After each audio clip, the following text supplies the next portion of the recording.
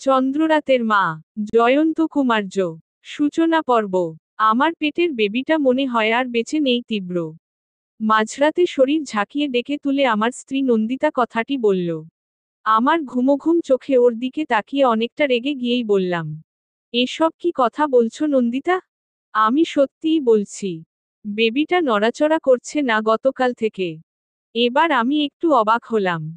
বিছানায় বসে চশমাটা চোখে দিলাম। নন্দিতা কাদো কাদো চোখে আমার দিকে তাকিয়ে আছে। আমি পর পেটে কিছুক্ষণ হাত দিয়ে দিয়ে রাখলাম। মুহূর্তেই আমার শরীরে ঝাঁকুনি দিয়ে উঠল। সারা শরীর দিয়ে ঘাম ঝরতে থাকলো। নন্দিতা ঠিকই বলছে, পেটের বেবিটা সত্যিই নড়াচড়া করছে না। নন্দিতা কাদো কাদো স্বরে বলল, ওরা আবার আমার বেবিটাকে মেরে ফেলেছে তীব্র, ওরা আবার আমার সন্তানকে মেরে ফেলেছে। বলেই আমায় জড়িয়ে ধরে হাউমাউ করে কাঁদতে লাগলো। আমি কাঠ হয়ে বসে রইলাম। আমার মুখ দিয়ে কোনো শব্দ বেরুচ্ছে না। নন্দিতার কান্নার শব্দে সারা বাড়ির লোকজন জেগে গেল। বাবা, মা, বড় ভাই, ভাবি সবাই আমার রুমে আসলো। ভাবি এসে নন্দিতাকে ধরে বলল, ভাবি কি হয়েছে নন্দিতা? কাঁদছিস কেন? এই অবস্থায় কাঁদা তো ঠিক না, এতে বেবির সমস্যা হবে তো বোন। মা কি হয়েছে বৌমা? এত রাতে কাঁদছো কেন? বলো আমাদের। তীব্র কিছু বলেছে? বাবা তীব্র কি হয়েছে রে? বৌমাকে কিছু বলেছিস নাকি? সবার প্রশ্ন যেন আমার মাথার ওপর দিয়ে চলে যাচ্ছে। এখন আমি কিছুই ভাবতে পারছি না। ভয়ে আমার শরীর হিম হয়ে আসছে। নিজের সন্তানকে এভাবে প্রত্যক্ষবার হারানো একটা বাবার কাছে যে কতটা কষ্টদায়ক সেটা একজন বাবাই জানেন। নন্দিতা ভাবিকে উদ্দেশ্য করে কান্না করতে করতে বলল, ভাবি, আমাদের বেবি আর বেঁচে নেই। কথাটা শুনে মা, বাবা, ভাইয়া, ভাবি সবাই চমকে উঠল। মা কান্নামিশ্রিত কণ্ঠে বললেন, কি বললে বৌমা? আমার দাদুভাই আর নেই মানে? কি অলক্ষণে কথা বললে তুমি? ভাবি নন্দিতা শান্ত হয়ে বসত। কিভাবে বুঝলি বেবিটা বেঁচে নেই? নন্দিতা ও নড়াচড়া করছে না ভাবি। কাল সকাল থেকে ও নড়াচড়া করা বন্ধ করে দিয়েছে। আমি ভেবেছিলাম পরে ঠিক হয়ে যাবে। কিন্তু এখন। নন্দিতার কথা শুনে ভাবি নন্দিতার পেটে কিছুক্ষণ হাত রাখলেন। রেখেই চোখ সংকুচিত করে ভাইয়ার দিকে তাকালেন। এর অর্থ নন্দিতা যা বলছে সেটা সত্যি। ভাইয়া বলে উঠলেন, ওসব চিন্তা ভাবনা বাদ দাও, ওই রকম কিছুই হয়নি। তোমরা মিছেই চিন্তা করছো। আমি অ্যাম্বুলেন্সকে ফোন করছি। মেডিকেলে পরীক্ষা করলেই বোঝা যাবে আসল সত্যি কি। কিরে তীব্র তুই কিছু বল? আমি মাথা নাড়িয়ে বললাম, হ্যাঁ, হ্যাঁ হসপিটালে নিয়ে গিয়ে পরীক্ষা করলেই সব বোঝা যাবে। ভাইয়া অ্যাম্বুলেন্সকে ফোন করল। আমি নন্দিতার মাথায় হাত বুলাচ্ছি আর ওকে সান্ত্বনা দিচ্ছি। ভেতরে ভেতরে আমার আবারও সেই অজানা ভয় কাজ করা শুরু করে দিয়েছে। মা দরজার কাছে গিয়ে কান্না করছে আর বলছে, সবই অপা মেয়েটার দোষ। ও আমার ছেলেটার জীবনে একটা খুশির সংবাদ এনে দিতে পারল না। অলক্ষণে মেয়ে। বিয়ের সময় বারবার বলেইলাম এই মেয়েকে বিয়ে করিস না, একে দেখে আমার সুবিধার ঠেকেছে না। এখন হলো তো, সর্বনাশের কিছু বাকি রইল? একবার নয়, দুইবার নয়, তিনবার। এই নিয়ে তিনবার হলো বাচ্চা নষ্ট হওয়ার। এই সব এই কুলাঙ্গার মেয়ের দোষ। মাকে উদ্দেশ্য করে বাবা বললেন, তুমি চুপ করবে? এখন এসব কথা না বললেই কি নয়? একে দেখছই এরকম একটা ঘটনা ঘটেছে, কিসের কি তুমি সান্ত্বনা দিবে তা না করে উল্টো পাল্টা বকে যাচ্ছ। তুমি চুপ থাকো। ওই অপা মেয়ের দিকে হয়ে কথা বলবে না একদম। ওই মেয়েকে আমি আর বাড়িতে রাখবে না। আমার অমন সুন্দর একটা ছেলের জীবন এই মেয়ের পাল্লায় পড়ে নষ্ট হতে দিব না। আমি তীব্রকে আবার বিয়ে করাবো। You bloody woman. কথাটি বলেই বাবা মায়ের দিকে তেড়ে গেল। ভাইয়া তখন বাবাকে থামিয়ে দিয়ে মাকে বলল, মা তুমি প্লিজ এখন চুপ করো। এসব কথা এখন বলার মানে হয় না। বাইরে সাইরেন বাজার শব্দ হচ্ছে। নন্দিতাকে অ্যাম্বুলেন্সে তুলে আমি ভাইয়া আর ভাবি গেলাম সাথে। বেডে আধশোয়া হয়ে আছক নন্দিতা। তার পাশেই বসে আছি আমি।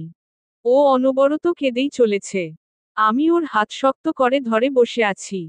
নন্দিতা আমার দিকে করুণ দৃষ্টি নিয়ে বলল, তীব্র, আমি তোমায় কখনো বাবর সুখ দিতে পারবো না। তুমি আবার বিয়ে করে নাও প্লিজ। আমার জন্য তোমার কষ্ট আমি মেনে নিতে পারছি না। প্লিজ নন্দিতা, চুপ করো তুমি। ডাক্তাররা এখনই চলে আসবে। রিপোর্ট আসলে দেখা যাবে আমরা যেমন ভাবছি তেমন কিছুই হয়নি। তুমি মনে সাহস রাখো। কিছুই ঠিক হবে না তীব্র। আমি জানি। কি জানো তুমি? আমি একটা স্বপ্ন দেখেছিলাম গত পরশুদিন। কি স্বপ্ন? আগে তো বলনি। আগে বলিনি কারণ তোমার মন খারাপ হবে এজন্য বলিনি। এখন বলো, কি দেখেছিলে স্বপ্নে তুমি? আমি দেখলাম একটা বাচ্চা মেয়ে আমার চারদিক দৌড়ে বেড়াচ্ছে। মেয়েটার পরনে সাদা ধবধবে একটা ফ্রক ছিল। চোখ দুটি নীল। কি সুন্দর চুল। একটা প্রজাপতির পেছনে পেছনে ছুটে বেড়াচ্ছে। আর কি? আর মেয়েটা হঠাৎ হঠাৎ আমার দিকে তাকাচ্ছে আর মা, মা বলে ডাকছে। আর আমি প্রত্যেকবার তার মা ডাকে চমকে উঠছি। তখনই নন্দিতা থেমে গেল। হাতের পিঠ দিয়ে চোখ মুছে বলল, কিছু না, বাদ দাও। আমি জোর করে বলতে বললাম। তখনই তখনই কি নন্দিতা? তখন কোথা থেকে যেন তুমি এলে। মেলটা তোমায় দেখে বলতে লাগলো, মা, আমায় বাঁচাও মা, মা ওই লোকটা আমায় নিয়ে যেতে এসেছে মা। প্রত্যেকবার এই লোকটাই আমায় মেরে ফেলে মা। আমার তুমি বাঁচাও। আমায় দেখে মেয়েটা এরকম বলল? হুম। তারপর? তুমি এসে মেয়েটাকে টেনে হিঁচড়ে নিয়ে যাচ্ছ। আমি শত চেষ্টার পরেও আটকাতে পারছি না। তোমার পা ধরে ওকে ভিক্ষা চাইলাম, তুমি আমায় লাথি মেরে ওই মেয়েটাকে টানতে টানতে নিয়ে যাচ্ছ। আমি মাটিতে পড়ে কাঁদতে লাগলাম। তুমি তখন মেয়েটাকে নিয়ে যাচ্ছ বর বলছো, আমি থাকতে তোর কোনো সন্তান হতে দিব না আমি। এবারেও মেরে ফেললাম। বলেই একটা বিকট হাসি দিলে। নন্দিতা এবার বলা শেষ করে আমায় জড়িয়ে ধরে কাঁদতে লাগলো। আমি ভেবে পাচ্ছিলাম না কেন নন্দিতা এরকম স্বপ্ন দেখল। আর কেনই বা আমায় সেখানে এরূপ পাষাণের মতো কাজ করতে দেখল।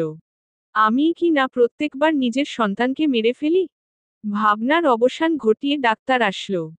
তারা নন্দিতাকে নিয়ে গেল এক্স-রে করাতে। নিয়ে যাওয়ার সময় নন্দিতা আমায় দেখে অনেক কাঁদল। আমি শুধু তাকে অভয় দিলাম, সব ঠিক হয়ে যাবে কথাটা বলে। আমি আর ভাইয়া বাহিরে অপেক্ষা করতে লাগলাম। মনে মনে ভাবলাম পুরনো সেসব কথা। আমাদের বিবাহের 7 বছর অতিবাহিত হয়েছে। এই নিয়ে 3বার নন্দিতা সন্তানসম্ভবা হল। কিন্তু দুঃখের বিষয় প্রত্যেকবারই কোনো না কোনো ভাবে আমাদের সন্তানটা নষ্ট হয়ে যায়। প্রথমবার সে একটা মৃত শিশু জন্ম দিল। এরপর জন্মের পর কাছে গিয়ে দোলনায় দেখলাম কোনো সন্তান নেই। আর এখন এর ব্যাখ্যা আমাদের কাছে আজও নেই। ডাক্তাররা রিপোর্ট দেখতে গিয়ে মনে হলো চরম আতঙ্কে পড়ে গেলেন। তারাও হাতের পিঠ দিয়ে ঘাম মুছতে মুছতে নন্দিতার দিকে ভীতু নজরে তাকালো। এরপর আমায় সাইডে এনে বললেন, মিতিরো, আপনার স্ত্রীর পেটে কোনো সন্তান নেই। কখনো ছিলও না। চন্দ্ররাতের মা 2। জয়ন্ত কুমার্য।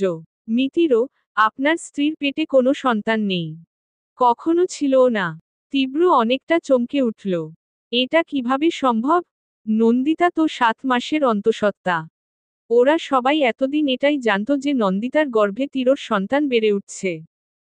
ডাক্তারের কথায় তীব্র ক্ষিপ্র কণ্ঠে বলে ওঠে, আপনারা এসব কি বলছেন ডাক্তার সাহেব? আমার স্ত্রী গর্ভবতী। আর আপনারা কি না বলছেন তার পেটে কোনো সন্তান নেই? দেখুন মিতিরও, আমরা ডাক্তাররা কখনো শুধু কথায় বিশ্বাসী না। আমরা সবসময় রিপোর্টে বিশ্বাসী হই। রিপোর্টে কি লেখা? আপনি নিজেই দেখুন। তাহলে নিজেই বুঝতে পারবেন। কথাটা বলে ডাক্তার সাহেব তার হাতের রিপোর্টটা তীরকে দেয়। তীব্র হাতে নিয়ে হতভম্ব হয়ে তাকিয়ে রইল রিপোর্টের পানে। এই জীবনে এতটা বিস্ময় হয়তো সে হয়নি।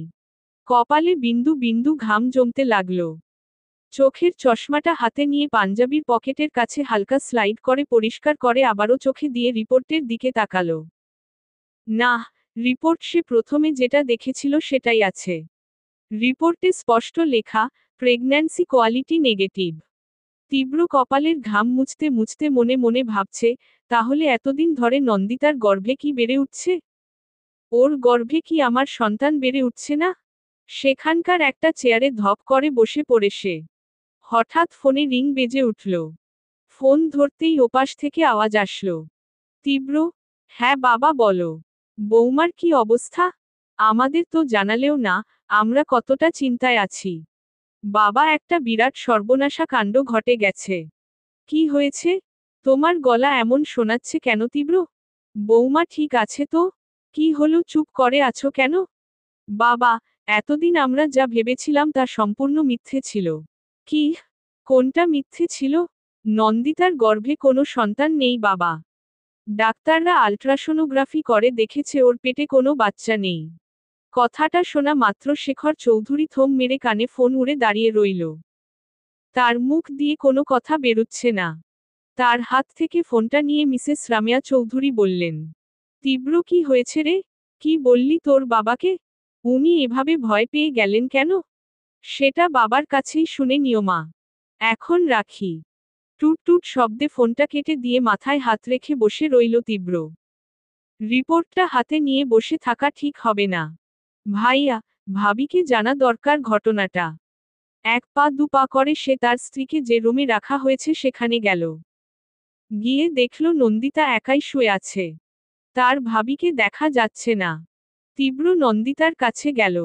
মাথায় হাত বুলিয়ে দিয়ে বলল, নন্দিতা, তোমার কি কোনো সমস্যা হচ্ছে? না, হচ্ছে না, মলিন কণ্ঠে বলল। ভাবি কোথায় নন্দিতা? জানি না তো, আমি তখন থেকে এখানে একা একা শুয়ে আছি। কি বলছো? ভাবি ছিল না রুমে? কোথায় গেল ভাবি? ওয়াশরুমে নেই তো। ওখানে নেই। থাকতে তো এতক্ষণ থাকার কথা না। নন্দিতা, তোমাকে একটা সংবাদ দেওয়ার আছে। আমি নিজেও বিষয়টা মানতে পারছি না এখনো। আদৌ এরকম ঘটনা কখনো ঘটেছে কিনা জানি না আমি। কি হয়েছে তীব্র? আমার সন্দেহ কি ঠিক? বলেই নন্দিতার চোখের কোণে জল চলে এলো। এই অবস্থায় যদি ওকে বলি যে তোমার গর্ভে কোনো সন্তান আদৌ ছিল না, তাহলে সে এই ব্যথা সইতে পারবে না। বরং ওকে পড়ে জানাই বিষয়টা। অনেক মিথ্যে অজিহাত দিয়ে ভুলিয়ে ভালিয়ে অন্য কথায় ফাঁদে ফেলিয়ে তীব্র এই ভয়ঙ্কর সত্যটা নন্দিতাকে জানালো না। তখনই কোথা থেকে যেন ভাবি তোড়জোড় করে ছুটে এসে আমায় বলল, তীব্র, ডাক্তার সাহেব তোমায় ডাকছে। তুমি কোথায় ছিলে ভাবি? নন্দিতাকে এভাবে একা রেখে? ডাক্তার এই ঔষধগুলি আনতে বলেছিল। তুমি তো কোথায় যেন ছিলে, তোমার ভাইয়াও নেই।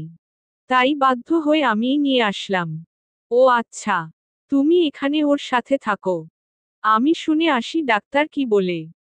রুম থেকে বের হয়ে ডাক্তারের কেবিনে গেলাম। দরজায় কড়া নাড়লাম। ডাক্তার সাহেব, আসতে পারি? হুম, আসুন। তীব্র ভেতরে ঢুকে চেয়ারটায় বসল। রুমে ফিনাইলের তীব্র গন্ধ নাকে আসছে। ডাক্তারের দিকে চোখ পড়তেই তীব্র লক্ষ্য করল ডাক্তার আলোয় কি যেন একটা ফেলে গভীর মনোযোগ দিয়ে ইকুয়েশন করছে। তীব্র হালকা কাশি দিয়ে নিজের উপস্থিতি বোঝাতে চাইলেও ডাক্তারের সেদিকে কোনো ভ্রূক্ষেপই নেই। তিনি বারবার টিস্যু পেপার দিয়ে মুখ মুছছেন। তাকে অনেক চিন্তিত এবং হতাশ লাগছে। তবে কি ডাক্তার নন্দিতার বিষয়ে কোনো জটিল বিষয়ে কথা বলবে? সেটাই এত মনোযোগ দিয়ে ইকুয়েশন করছে। তার চিন্তার অবসান ঘটিয়ে ডাক্তার বললেন, মিতিরো, আপনি তো মিস নন্দিতার হাজবেন্ড, তাই না? জি। আমরা তার পেটে একটা অস্বাভাবিক কিছুর উপস্থিতি লক্ষ্য করছি। তীব্র একটু ভয় পেয়ে গেল। বিষণ্ণ কণ্ঠে বলল, কিরকম অস্বাভাবিক ডাক্তার সাহেব? গর্ভে শিশু থাকলে যেরকম একটি মাংসপিণ্ড বোঝা যায়, সেরকম একটি বস্তু আপনার স্ত্রীর পেটে রয়েছে। তীব্র চেয়ার থেকে দাঁড়িয়ে চরম উত্তেজনায় ফেটে পড়ে ডাক্তারের দিকে অনেকটা ঝুঁকে বলল, তাহলে কি ডাক্তার সাহেব, নন্দিতার গর্ভে আমার সন্তান আছে? আমাদেরও তো সেরকমই মনে হচ্ছে। আমাদের জীবনে এটাই প্রথম ঘটনা। তীব্র ডাক্তারের সাথে কথা বলছে এমন সময় হঠাৎ ভাবি এসে তীরকে বলল, তীব্র, মা বিষ খেয়েছে। চন্দ্ররাতের মা ৩। জয়ন্ত কুমার্য। মা বিষ খেয়েছে মানে? কি বলছো তুমি ভাবি? হ্যাঁ, সত্যিই মা বিষ খেয়েছে। বাবা এখনই ফোন করে বলল। মা এখন কোথায়? বাবা বলল এখানে নিয়ে আসছে। ভাবি, আমি আর পারছি না। এইদিকে এই চিন্তা, আবার ওদিকে মা এরকম একটা কাজ করে বসল। আমি পাগল হয়ে যাব ভাবি, আমি পাগল হয়ে যাব। তুমি চিন্তা করো না। সব ঠিক হয়ে যাবে। আমি দেখি ওরা এখন কোথায়। তুমি ডাক্তারের সাথে কথা বলো। চলো, আমিও যাব। ডাক্তারের রুম থেকে বের হতেই ডাক্তার বলল, মিতিরো, আপনার স্ত্রীকে অপারেশন করাতে হবে খুব শীঘ্রই। সেটার বিষয়ে বলে যান। তীব্র মাথা ঘুরিয়ে শুধু বলল, যদি অপারেশন করা লাগে তাহলে করুন। আমার স্ত্রীর যেন কোনো ক্ষতি না হয়। আর হ্যাঁ, আমি আসার পর তবেই করবেন। বলেই রুম থেকে বের হয়ে গেল। বের হতেই তীরর বাবা শেখর চৌধুরীর সাথে মুখোমুখি দেখা। তীব্র মুহূর্তেই বলল, বাবা, মা কোথায়? এত অস্থির হওয়ার কিছু নেই তীব্র। তোমার মাকে ওটিতে নিয়ে গেছে। তেমন বিষক্রিয়া ছড়াতে পারেনি। ওই মহিলা কি খেয়েছে শুনতে চাও? কি খেয়েছে? গত পরশুদিন আমি যে আরশোলা মারার বিষ এনেছিলাম সেটা খেয়েছে। একটু মুখে ঢেলে দিতেই আমি ধাক্কা দিয়ে ফেলে দিই। তারপর এখানে নিয়ে আসলাম। গাধা মহিলা। ভাবি, কিন্তু মা বিষ কেন খেতে গেল? বাবাকে নাবার আমার বিপক্ষে চলতে হবে না? আমি ভাবলাম পরিবারে অশুভ ছায়া নেমে এসছে। একটা পুণ্যর কাজ করা দরকার। অনেক ভেবে সিদ্ধান্ত নিলাম প্রাইমারি স্কুলের পাশে যে পুকুরটা আছে, ওটা ভরাট করে ওখানে একটা বৃদ্ধাশ্রম তুলে দিব। ভাবি, এজন্যই বিষ খেল? বাবা, হ্যাঁ। গাধা মহিলা বলে কিনা কোনো বৃদ্ধাশ্রম হবে না। এভাবে এক কথা হতে হতে সে বিষ খেয়ে নিল। এসব বাদ দাও। বৌমার কি খবর তীব্র? বাবা, ডাক্তার বলেছে ওর অপারেশন করাতে হবে যত তাড়াতাড়ি সম্ভব। সেই বিষয়েই কথা বলছিলাম তখন ভাবি এসে বলল, মা বিষ খেয়েছে। এখন যাও, ডাক্তারের সাথে কথা বলো তুমি। আমি এদিকে আছি। তীব্র কিছুটা চিন্তামুক্ত হয়ে পুনরায় ডাক্তারের ঘরে গেল। দরজায় কড়া নাড়তেই ডাক্তার সাহেব একটা বইয়ে চোখ রেখেই বলল, ইয়েস কাম। ডাক্তার সাহেব, অপারেশনটা কি এখনই করাবেন? হুম, যত সময় যাবে ব্যাপারটা তত জটিল হবে। বাই দা ওয়ে, আপনার স্ত্রীর রিপোর্টটা এসে গেছে। ওনার পেটে টিউমার হয়েছে। তাও একটা না, দুইটা। রীতিমতো সেগুলা অনেক বৃহদাকার ধারণ করেছে। এক মুহূর্ত সময় নষ্ট করা ঠিক হবে না। তীব্র ডাক্তারের কথা শুনে তীব্র চমকে উঠল। নন্দিতার পেটের টিউমারকে এতদিন নিজের সন্তান ভেবে রেখেছিল সে। অজান্তেই চোখের কোণ বেয়ে অশ্রু গাল বেয়ে মাটিতে পড়ল। হাতের পিঠ দিয়ে চোখ মুছে করুণ স্বরে বলল, নন্দিতার পেটে দুটো টিউমার? হুম। হায় রে ভাগ্যর পরিহাস। আমরা ভেবে বসলাম। আমার একটা কথা বিশ্বাস হচ্ছে না মিতিরও। এতে বড় ভুল আপনারা করলেন কিভাবে?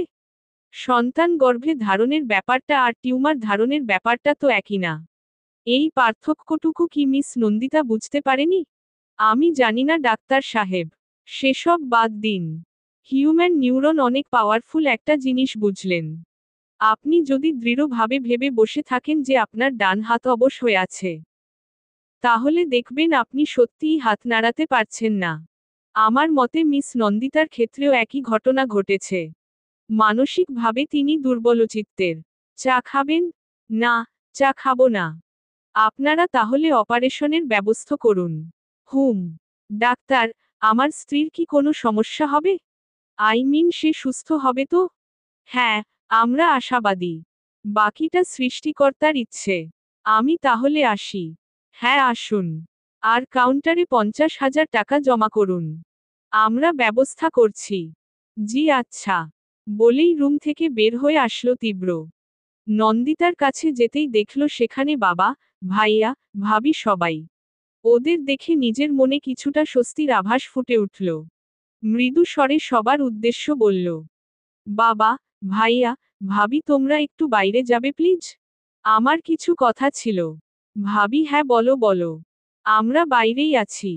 সবাই বাইরে গেলে তীব্র নন্দিতার কাছে বসল। পর কপালে হাত বুলিয়ে দিল। কপালে একটা ভালোবাসার ছোঁয়া একে দিয়ে কাছাকাছি বসল। নন্দিতা তীরর গালে আলতো ভাবে হাত রেখে করুণ স্বরে বলল, তুমি খেয়েছ? সকাল থেকে কিছুই খাওনি তাই না? এভাবে থাকলে তো অসুস্থ হয়ে পড়বা। আমি সুস্থই আছি নন্দিতা। শুধু তুমি সুস্থ হয়ে ওঠো প্লিজ। বলেই নন্দিতাকে জড়িয়ে ধরে কান্না করছে তীব্র। তার ধৈর্যর বাঁধ ভেঙে গেছে। নন্দিতা ওর চুলে বিলি কেটে দিতে দিতে বলল, এই পাগল, কি হয়েছে? কাঁদছ কেন? তোমাকে অনেক ভালোবাসি গো, তোমার কিছু হলে আমি সহ্য করতে পারবো না। মরে যাব আমি। তীরর এরূপ আচরণে নন্দিতার চোখে জল চলে এলো। সে মৃদু স্বরে তীরর কানে কানে বলল, একবার যখন হাত ধরেছি, তখন মরণের আগ পর্যন্ত ছাড়ব না। তুমি শুধু এভাবেই আমায় ভালোবেসো। এখন বাজে দুপুর 12টা। নন্দিতাকে অপারেশন করানোর জন্য ওটিতে নিয়ে যাওয়া হয়েছে। তীব্র এক মুহূর্ত স্থির নেই। এখানে ওখানে পায়চারি করছে আর বিড়বিড় করে সৃষ্টিকর্তাকে ডাকছে। শেখর চৌধুরী বসে আছে চিন্তিত গম্ভীর মুখ নিয়ে। তিনি গালে হাত রেখেই তীরকে বলল, তোমার ভাই, ভাবি কোথায় তীব্র? দেখতে পাচ্ছি না যে। বাবা ওরা বাসায় গেছে। মাঝরাত থেকে ভাবির ঘুম হয়নি। মাথা ধরেছে। তাই ভাইয়াকে বলে বাসায় পাঠিয়ে দিয়েছি। ও আচ্ছা। তুমি খেয়েছ? হুম। মিথ্যে বলো কেন, যাও কিছু খেয়ে এসো নিচ থেকে। আমি আছি এখানে, কিছু প্রয়োজন হলে তোমায় ডেকে নিব। আমি থাকি না বাবা। খাওয়ার বিন্দু মাত্র ইচ্ছে নেই। নন্দিতার ভালোয় ভালোয় অপারেশনটা হলেই হয়। ছেলের এই ভালোবাসায় শেখর চৌধুরী মুগ্ধ চোখে তাকিয়ে রইলেন। মনে মনে ভাবলেন, ছেলেটা দায়িত্ব নিতে শিখে গেছে। ডাক্তার শিহাব অপারেশন থিয়েটারে অপারেশন শুরু করে দিয়েছে। তার একটা আলাদা ফোন থাকে সাথে সব সময়। খুবই প্রয়োজন না হলে সেই ফোনে ফোন দেয় না কেউ। এই নাম্বারটাও সবার কাছে নেই। তার খুব কাছের পরিচিত এবং হসপিটালের কিছু স্টাফের কাছে নাম্বারটা দেওয়া আছে। বারবার করে বারণ করা আছে, সেই নাম্বারে ফোন দেওয়ার কারণটা হবে মারাত্মক গুরুত্বপূর্ণ। কেননা সেই নাম্বারে ফোন দিলে ডাসিহাবকে ধরতেই হবে। সেই মিনি ফোনটা পকেটে বাজতে থাকল। ডাসিহাব সাইডে এসে রিসিভ করতেই একটা মেয়েলি কণ্ঠ ভেসে আসলো। কেমন আছেন ডাসিহাব? কুশল বিনিময় না করে কাজের কথা বলুন। আপনি এখন আমার হাতের পুতুল ডাসিহাব। রসিকতা করছেন? ফোন রাখুন। আমি এখন থিয়েটারে আছি। রসিকতার জন্য পরে দেখে নিব আপনাকে। রাবি শোম্যান। বলে ফোনটা কেটে দিয়ে পকেটে রাখতেই টুং করে একটা মেসেজের আওয়াজ আসলো। ওপেন করতেই দেখল একটা ভিডিও। ভিডিওটা ওপেন করতেই ডাসিহাব চমকে উঠলেন। সারা শরীর ঘামতে শুরু করে। যে নাম্বারে ফোন এসেছিল সেই নাম্বারে ডাসিহাব ফোন করল। ওপাশ থেকে ধরতেই অট্টহাসির আওয়াজ ভেসে এলো। কি মিসিহাব? ভয় পেয়ে গেলেন? কি চান আপনি? তেমন কিছুই না। এখন যে অপারেশনটা করছেন সেখানে হালকা একটা কাজ করতে হবে। কি কাজ? আর কোনোদিন ও যেন নন্দিতা মা হতে না পারে, সেই ব্যবস্থা করবেন আপনি। কি? কি বলছেন এসব? একজন ডাক্তার হয়ে এসব আমি কখনোই করব না। না করলে আমি কি করতে পারি, দেখাবো সেটা? না প্লিজ, আমার মেয়েকে কিছু করবেন না। আমি করব, যা বলবেন তাই করবে, আমার মেয়েকে ছেড়ে দিন প্লিজ। চন্দ্ররাতের মা 4। জয়ন্ত কুমার্য। আপনারা যা বলবেন আমি তাই করব, আমার মেয়ের কোনো ক্ষতি করবেন না প্লিজ। গুড। এমন ব্যবস্থা করবেন যেন নন্দিতা আর কখনোই মা হতে না পারে। আর যদি এর ব্যতিক্রম করেছেন তো নিজের মেয়ের মুখের বাবা ডাক শুনতে পারবেন না। Got it. আমি করব। যা বলবেন তাই করব। আপনারা আগে আমার মেয়েকে ছেড়ে দিন। হা হা হা, যা বলেছি সেটা করবি, তা না করে তোর মুখে এত কথা ফুটছে কেন? তখনই ডাসিহাব ফোনের অপর পাশ থেকে চিৎকারের আওয়াজ পায়। এটা যে তার আদুরে মেয়ের গলা সেটা বুঝায় অভিপ্রায় রইল না। ডাসিহাব আকুতি মিনতি করতে লাগলো। প্লিজ এরকম করবেন না। আমি আর কিছু বলবো না। গুড। কাজ শেষে তোর মেয়ে ঠিকই বাড়িতে পৌঁছে যাবে। টুট টুট শব্দ করে ফোনটা কেটে গেল। ডাসিহাবের সারা শরীর কাঁপতে লাগলো। এটা কিভাবে করবে সে? এর মতো বড় পাপ যে আর হয় না। কিন্তু নিজের মেয়েকে বাঁচাতে এটা তাকে করতেই হবে। একরাশ ভারাক্রান্ত মন নিয়ে অপারেশনটা শেষ করল। নিজেই নিজেকে ধিক্কার জানালো। আজ তার জন্য একটা মেয়ে মা ডাক শুনতে পারল না, একটা ছেলে বাবা হতে পারল না, বাবা ডাক শুনতে পারল না। বাবা, মা ডাক শোনার মতো এত সুন্দর অনুভূতি সে নিজের হাতে কেটে ফেলল। এই পাপ কিভাবে ক্ষমা করবে? এর শাস্তি যে তাকে পেতেই হবে। শুধু অপেক্ষা। অপারেশন শেষে নন্দিতার মায়াবী মুখখানা দেখে ডাসিহাব নিজেকে আর ক্ষমা করতে পারল না। অজ্ঞানরত নন্দিতার পা ছুঁয়ে বলল, আমি অন্যায় করেছি আপনার সাথে। মাতৃসত্তাকে আমি শেষ করে দিয়েছি। একটা মেয়ের জীবনে সবথেকে বড় পাওয়া হলো সন্তানের মুখে মা ডাক শোনা। আমি সেই পথ আজ নিজ হাতে বন্ধ করে দিয়েছি। আমার কোনো ক্ষমা নেই। আমার কোনো ক্ষমা নেই। কয়েক ফোঁটা অশ্রু গাল বেয়ে নন্দিতার পায়ের ওপর পড়ল। দাসিহাব স্বাভাবিক হয়ে অ্যাফ্রন দিয়ে বের হতেই দেখল তীব্র দরজার সামনে দাঁড়িয়ে চিন্তিত ভঙ্গিতে দাঁড়িয়ে আছে। তাকে দেখতে পেয়েই তীব্র বলল, ডাহ, আমার স্ত্রী কেমন আছে? ও ঠিক আছে তো? আপনি চিন্তা করবেন না মিতিরও। উনি একদম ঠিক আছে। এখন ঘুমাচ্ছে। ওনাকে এখন ডিস্টার্ব না করলেই ভালো হয়। ডাহ, আমি কি দেখতে পারি? আমি কোনো কথা বলবো না, শুধু দেখব। হুম। নন্দিতাকে দেখার অনুমতি পেয়ে যেন তিরোর ভেতর খুশির বাঁধ ভেঙেছে। সে এক মুহূর্ত অপেক্ষা না করে ওটির ভেতরে গেল। দূর থেকেই নন্দিতাকে দেখে চোখের জল বিসর্জন দিয়ে বাহিরে বের হয়ে আসে। বের হয়ে দেখে সামনের ওয়েটিং চেয়ার গুলিতে ভাবি বসে আছে। তিরোকে দেখে সে বলল, তীব্র, মা এখন সুস্থ। ডাক্তার রিলিজ করে দিয়েছে। দ্রুত ডাক্তারের কাছে আনায় তেমন বিষক্রিয়া ছড়াতে পারেনি। বাবা, মা নিচে আছে। তুমি ওনাদের নিয়ে বাড়িতে যাও, বাড়িতে গিয়ে ফ্রেশ হয়ে নাও। সারা রাত ঘুমাওনি। তোমার ঘুম দরকার। আমি যাব না ভাবি। নন্দিতা জেগে উঠলে আমায় না পেলে মন খারাপ করবে। ডাক্তার বলেছে 12 ঘন্টার আগে ওর ঘুম ভাঙবে না। এতক্ষণ করবা কি? বরং তুমি যাও, আমি আছি এখানে। আসার সময় রহিমের মাকে বলে স্যুপ নিয়ে আসিও। নন্দিতাকে এখন বাইরের খাবার খাওয়ানো যাবে না। ভাবি, তোমাকে কি বলে যে কৃতজ্ঞতা জানাবো? ই ই ই, আমি কি বাইরের কেউ নাকি? হ্যাঁ, এখন যাও তো। তেমাকে দেখে আমার হিংসা হয়, নন্দিতাকে কত ভালোবাসো। আর আমারটাকে দেখো, সারাদিন ওয়েব সিরিজ, নাটকের শুটিং করতেই যায়। আচ্ছা ভাবি, আমি আসি তাহলে। তুমি খেয়াল রেখো। তীব্র নিচে আসতেই দেখল তার বাবা শেখর চৌধুরী, মা রামিয়া চৌধুরী দাঁড়িয়ে আছে। তীব্র দৌড়ে গিয়ে তার মাকে জড়িয়ে ধরে কাঁদতে থাকে। আর অভিমানী সুরে বলে, তুমি এমনটা কেন করলে মা? আমার কথা মনে পড়ল না? তোমাদের কিছু হলে আমি যে সহ্য করতে পারি না। ছেলের এরূপ মায়াবী ভালোবাসার সুর শুনে রামিয়া চৌধুরীর চোখে জল চলে এলো। বাড়িতে পৌঁছে ফ্রেশ হয়ে তীব্র নাস্তার জন্য নিচে আসলো। সকাল থেকে কিছুই পেটে যায়নি তিরোর। সে নিচে এসে ডাইনিং টেবিল থেকে একটা আপেলে কামড় দিয়ে খাবার আনতে বলল। শেখর চৌধুরী খবরের কাগজ হাতে নিয়ে তিরোর সাথেই টেয়াটায় বসলেন। খবরের কাগজ টেবিলে ঠাস করে রেখে তিরোকে বলতে লাগল, দেশটার কি হচ্ছে দিন দিন? ছেলেমেয়েরা নিজেদের বাবা মাকে ঘর থেকে তাড়িয়ে দিচ্ছে। তাহলে এই শিক্ষা দিয়ে করবেটা কি? যদি বৃদ্ধ বাবা মায়ের জায়গা না দিতে পারে, তেমন ছেলের বেঁচে থাকার কোনো অধিকার নেই।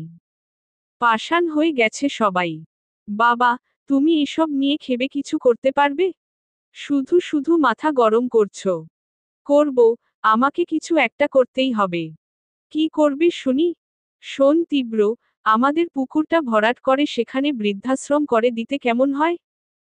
কত অসহায় বাপমায়ের জায়গা হবে সেখানে, ভাবো একবার। বাবা, তোমায় নিয়ে আমার গর্ব হয়। তুমি পৃথিবীর শ্রেষ্ঠ বাবা। মানুষের জন্য এত কিছু করেও তোমার শান্তি নেই। এই বয়সেও তুমি অন্যর কথা ভাবছো। ভাবতে হয় রে বাপ। সৃষ্টিকর্তা দিয়েছে, সেগুলো ভালো কাজে না লাগালে তাকে যে অপমান করা হবে। আচ্ছা বাবা মা কোথায়? এসব শুনে আবার বিষ খেয়ে বসলে কি করবে? হা হা হা। গাধা মহিলাকে জানাবো না। কথাটা আমাদের মধ্যে থাকবে, ওকে? ডান হাতটা তিরোর দিকে এগিয়ে দিয়ে। ওকে। আরেকটা কাজ করো ঝটপট। ওই গাধা মহিলা আসার আগেই তোমার বড় ভাইয়ার রুম থেকে লকারে রাখা দলিলটা নিয়ে আসো, দেখি ওখানে কতটুকু জায়গা আছে। ঘরে তো কেউ নেই। ভাবি হসপিটালে। ভাইয়া নতুন নাটকের শুটিং করতে ব্যস্ত। না বলে যাওয়াটা কেমন দেখায় না বাবা? ধুর, বড় ভাইয়ের ঘরে যাবে, শেখাবে, এত ভাবার কি আছে, যাও নিয়ে এসো। তীব্র তার ভাইয়ার ঘরের দিকে গেল। দরজা লক করা নেই। দরজাটা সামান্য আটকে রাখা। দরজা খুলে ভেতরে ঢুকে লোকারটা খুলল। এই লোকারের একটা পিন আছে, যেটা শুধু শেখর চৌধুরী, তীব্র আর তার ভাইয়া জানে। আর কেউ জানে না। লোকারটা খুলতেই সেখানে অনেক কাগজের মধ্যে সেই পুকুরের দলিলটা খুঁজতে বেশ সময় লেগে গেল। অবশেষে খোঁজাখুঁজি শেষে দলিলটা পাওয়া গেল। দলিলটা হাতে নিয়েই দলিলের ভাঁজ থেকে একটা পেনড্রাইভ ফ্লোরে পড়ে গেল। আরে হো, লোকারের মধ্যে এই পেনড্রাইভটা কেন? এটা তো ভাইয়ার কম্পিউটারের সাথে থাকে সব সময়। এখানে তার করা শুটিং এর ভিডিওগুলি রেখে দেয়। এটা এখানে থাকার কথা নয় তো। তিরুর মনে একটু খটকা লাগলো। পেনড্রাইভে কি আছে সেটা দেখার প্রবল ইচ্ছে জাগলো। আবার অন্যর জিনিস দেখা কেমন এটা ভেবেও পিছুপা হচ্ছে। কিন্তু না, মনকে মানাতে এর ভেতরে এমন কি আছে সেটা দেখতেই হবে। নিশ্চয়ই কিছু একটা আছে, নইলে লকারে রাখার তো কারণ নেই। দলিলগুলি বিছানায় রেখে তীব্র ওর ভাইয়ার কম্পিউটার ওপেন করল। কম্পিউটারে কোনো পাসওয়ার্ড দেওয়া নেই। পাসওয়ার্ড না দেওয়ার কারণ হলো ভাইয়া পাসওয়ার্ড মনে রাখতে পারে না। যাই হোক, পিসিতে পেনড্রাইভটা ঢুকিয়ে ভেতরে থাকা ফাইলে যেতেই তীব্র একটা ভিডিও পায়। পেনড্রাইভে শুধু একটা ভিডিও দেখে তিরোর খটকাটা বেড়ে যায়। ভিডিওটা ওপেন করতেই যা দেখতে পেল সেটা দেখার জন্য সে মোটেও প্রস্তুত ছিল না। চোখ বড় বড় করে মনিটরের দিকে চেয়ে রইল। ভাইয়ার পেনড্রাইভে এই ভিডিও কিভাবে? চন্দ্ররাতের মা ৫। জয়ন্ত কুমার্য। পেনড্রাইভটা কম্পিউটারে ওপেন করতেই দেখলাম হাত পা বাঁধা একটা বাচ্চা মেয়ে চেয়ারের সাথে বাঁধা অবস্থায়। ভাইয়া বাচ্চা মেয়েটার মাথায় বন্দুক তাক করে ধরে আছে। বাচ্চা মেয়েটার চোখ বাঁধা, ফুপিয়ে ফুপিয়ে কান্না করছে। ভাইয়ার মধ্যে কোনো মমতা লক্ষ্য করছি না। ভাইয়াকে এরূপ হিংস্র রূপে কখনো দেখিনি আমি। ভিডিওর সাথে সাউন্ড কানে ভেসে এলো। যা বলছি সেটা কর, নইলে তোর মেয়েকে আজীবন ঘুম পাড়াতে ২ বার ভাবব না। ভাইয়া এসব কি বলছে? যে ভাইয়া একটা তেলাপোকা দেখলে ভয় আড়াল হয়ে থাকে, বাড়িতে থাকা বিড়ালগুলিকে নিজে না খেয়ে সেই ভাত ওদের খাওয়ায়, এতটাই কোমল স্বভাব, সে কি না এসব বলছে? তাও এত ফুটফুটে একটা বাচ্চা মেয়েকে বেঁধে রেখে? কে এই মেয়ে? ভাইয়া কি কোনো দুর্নীতিতে যুক্ত হচ্ছে? এসব ভাবতে ভাবতে নিচ থেকে শেখর চৌধুরী তীব্র তীব্র বলে ডাকতে লাগলেন। তীব্র তড়িগড়ি করে পেনড্রাইভটা আবার লকারে রেখে লোকারটা বন্ধ করে নিচে আসলো। শেখর চৌধুরী তিরোকে বলল, এই কাগজ আনতে এতক্ষণ লাগে? বাবা, অনেক কাগজের ভিড়ে খুঁজতে দেরি হয়ে গেল। আচ্ছা দাও। তীব্র হাত বাড়িতে দলিলটা দিল। শরীর খারাপের অজুহাত দিয়ে ওখান থেকে রুমে চলে আসলো। বিছানায় শরীরটা এলিয়ে দিয়ে ভাবতে লাগলো, মাথায় অনেক প্যাচ জমা হয়েছে। এগুলা ছুটানো খুব দরকার। ভাবতে ভাবতেই সে ঘুমে তলিয়ে গেল। ঘুম ভাঙল বিকেলে। ঘুমের মাঝে ধরফর করে উঠে চশমটা চোখে দিয়ে ফ্রেশ হতে ওয়াশরুমে গেল। ফ্রেশ হয়ে নিচে নেমে কাজের বুয়াকে স্যুপ বানাতে বলে ডাইনিং টেবিলে বসে অপেক্ষা করতে থাকল। বারবার ঘড়িতে সময় দেখছে তীব্র। রহিমের মা, তাড়াতাড়ি করো, সময় নেই বলে কয়েকবার চিল্লাচিল্লি করে মাথায় হাত রেখে বসে রইল। তখনই লক্ষ্য করল মিহির ভাইয়া সদর দরজা খুলে হাতে ক্যামেরায় কিছু একটা গভীর আগ্রহে দেখতে দেখতে লাগলো হেলেদুলে হাঁটছে। এক পা এগুচ্ছে, তারপর থামছে, আবার এগুচ্ছে, এভাবেই নিজের মতো আসছে। মিহির ভাইয়ার উদ্দেশ্য তীব্র বলল, ভাইয়া, আজকাল শুটিং নিয়ে অনেক ব্যস্ত মনে হচ্ছে। হ্যাঁ রে, প্রচুর কাজ। নতুন একটা ওয়েব সিরিজ বানাচ্ছি। নাম শুনেই তুই পাগল হয়ে যাবি। নাম শুনতে চাচ্ছি না। পাগল হওয়ার ইচ্ছে নেই। আরে শোন, অনেক ইন্টারেস্টিং সিরিজ। সিরিজের নাম কিডন্যাপারের পেটে ইঁদুরের বিষ। নামটা কেমন লাগলো? অনেক ইন্টারেস্টিং নাম। ভাইয়া, তোমায় একটা কথা বলার ছিল। কি কথা? না মানে আমার মনে হচ্ছে তাই বললাম, কিছু মনে করবে না প্লিজ। মনে করার মতো কি আর বলবি, বলে ফেল। তুমি অনৈতিক কোনো কাজে লিপ্ত হচ্ছ না তো? কি বলতে চাচ্ছিস তুই? তীব্র ক্যামেরার থেকে চোখ সরিয়ে আমার দিকে ড্যাব ড্যাব করে তাকিয়ে রইল ভাইয়া। আমি স্বাভাবিক স্বরেই বললাম, দেখো ভাইয়া, আমি এতটা ভেঙ্গে বলতে পারছি না। বাবার কথাটা মাথায় রেখে কাজ করিও। বাবার অপমান হবে এমন কাজ করবে না, এটা আমার বিশ্বাস। আম আম আমি কিছু করিনি, আমায় এসব কেন বলছিস? আমি তো কিছুই করিনি। তোমার ঘরে লোকারের মধ্যে পেনড্রাইভে একটা ভিডিও পেয়েছি আমি। একটা বাচ্চা মেয়ের মাথায় বন্দুক তাক করে রেখেছে, কাউকে হুমকি দিচ্ছ। হ্যাঁ, ওটা তো আমার শুটিং ছিল। কিডন্যাপ করে মুক্তিপণ চাইবে, শেষে ইঁদুরের বিষ খেয়ে মারা যাবে, এটাই আমার নতুন সিরিজটার কনসেপ্ট। অভিনয় কেউ করতে পারছে না, তাই আমি দেখিয়ে দিয়েছিলাম কিভাবে করতে হয়। ওহহ, আচ্ছা, সরি ভাইয়া। আমি ভেবেছিলাম তুমি হয়তো অন্যায় পথে চলছো। তাই তো বলি, আমার ভাইয়ার মতো ভালো মানুষ একটাও নাই অভিনয় জগতে। ভাইয়া মুচকি হেসে ক্যামেরায় চোখ দিয়ে নিজের রুমে গেল। নিজের কাছে নিজেই লজ্জিত বোধ হচ্ছে। সত্যিই তো, ভাইয়া শুটিংয়ের অনেক কনসেপ্ট রেকর্ড করে রাখতেই পারে।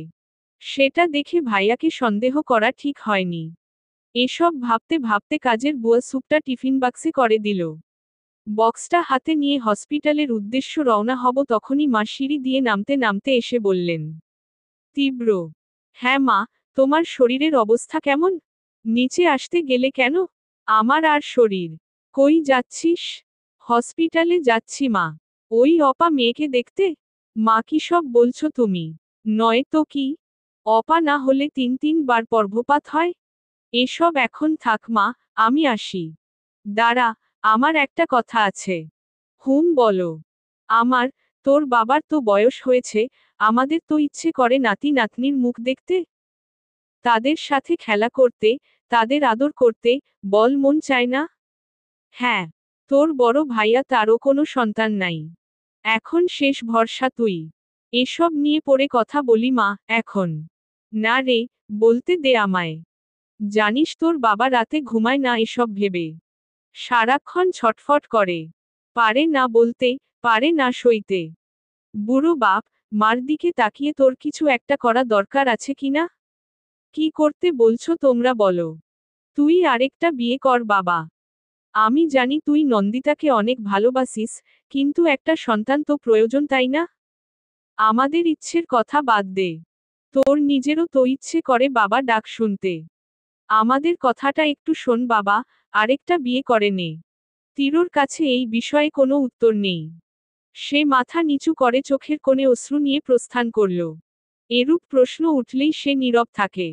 ইচ্ছে করে দূর কোথাও চলে যেতে, যেখানে তার থাকবে না কোনো পিছুটান। এরপর কেটে গেল 2টি বছর। তীব্র লক্ষ্য করল নন্দিতা এখন তাকে আর আগের মতো সময় দেয় না। অফিস থেকে বাসায় আসলে সে আর অধীর আগ্রহে বসে থাকে না। রাতে বেশিরভাগ সময়ই কোনো কারণ ছাড়াই সোফায় গিয়ে ঘুমায়। আগের মতো কথাও বলে না। এরকম আচরণ তিলে তিলে তিরকে জ্বালিয়ে দেয়। অফিস থেকে ফিরে ফ্রেশ হয়ে বিছানায় বসতেই দেখল নন্দিতা আয়নার সামনে বসে চুল আঁচড়াচ্ছে। তীব্র মনে শয়তানটা ভর করে বসল। টাওয়ানটা ঘাড়ে রেখে পেছনে থেকে নন্দিতাকে জড়িয়ে ধরে ঘাড়ে গাঢ় একটা চুমু খায়। কোমর থেকে তিরোর হাতটা নন্দিতার পেটে স্পর্শ করল। নন্দিতা কেঁপে উঠল। মুহূর্তেই নন্দিতাকে কোলে নিয়ে ঠোঁটে ঠোঁট মিলিয়ে দিয়ে বিছানায় ফেলে দেয়। তিরোর সারা শরীর নন্দিতার ওপর। নন্দিতার নড়াচড়া করার মতো কোনো অবস্থা নেই। তীব্র ওর হাত দিয়ে নন্দিতার হাত দুটো শক্ত করে ধরে ঠোঁট গাঢ় চুমু খেতে থাকে। নন্দিতা ছটফট করছে, কিন্তু কাজের কাজ কিছুই হচ্ছে না। তীব্র ইচ্ছে করেই নন্দিতার ঠোঁটে একটা কামড় বসিয়ে দেয়। নন্দিতা ব্যথায় শুধু উহু উহু করতে থাকে। ঘাড় থেকে চুলগুলি সরিয়ে ঘাড়ে নাক ডুবাতেই নন্দিতা একটা ঝটকা দিয়ে তিরকে সরিয়ে দেয়। তীব্র এবার নিজেকে কন্ট্রোল করতে পারল না। কষিয়ে একটা চড় মেরে বসল নন্দিতর গালে। চড়ের তাল সামলেতে না পেরে সোফায় ধপ করে পড়ে যায়।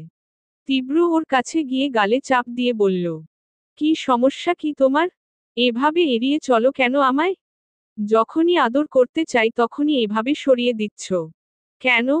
তীব্র গাল ছাড়ো, আমার লাগছে। আর কতবার বলবো আমার ভালো লাগে না এসব? ভালো লাগে না মানে কি? কি ভালো লাগে তোর? এখন আমার স্পর্শ ভালো লাগে না? অন্য কাউকে পেয়েছিস নাকি? যে আমার স্পর্শ এখন আর ভালো লাগে না? অনেক সহ্য করেছি, আর না।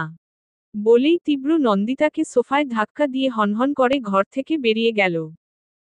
বেরিয়ে যেতেই কেউ একজন তিরোর হাত ধরে টেনে স্টোর রুমে নিয়ে গেল।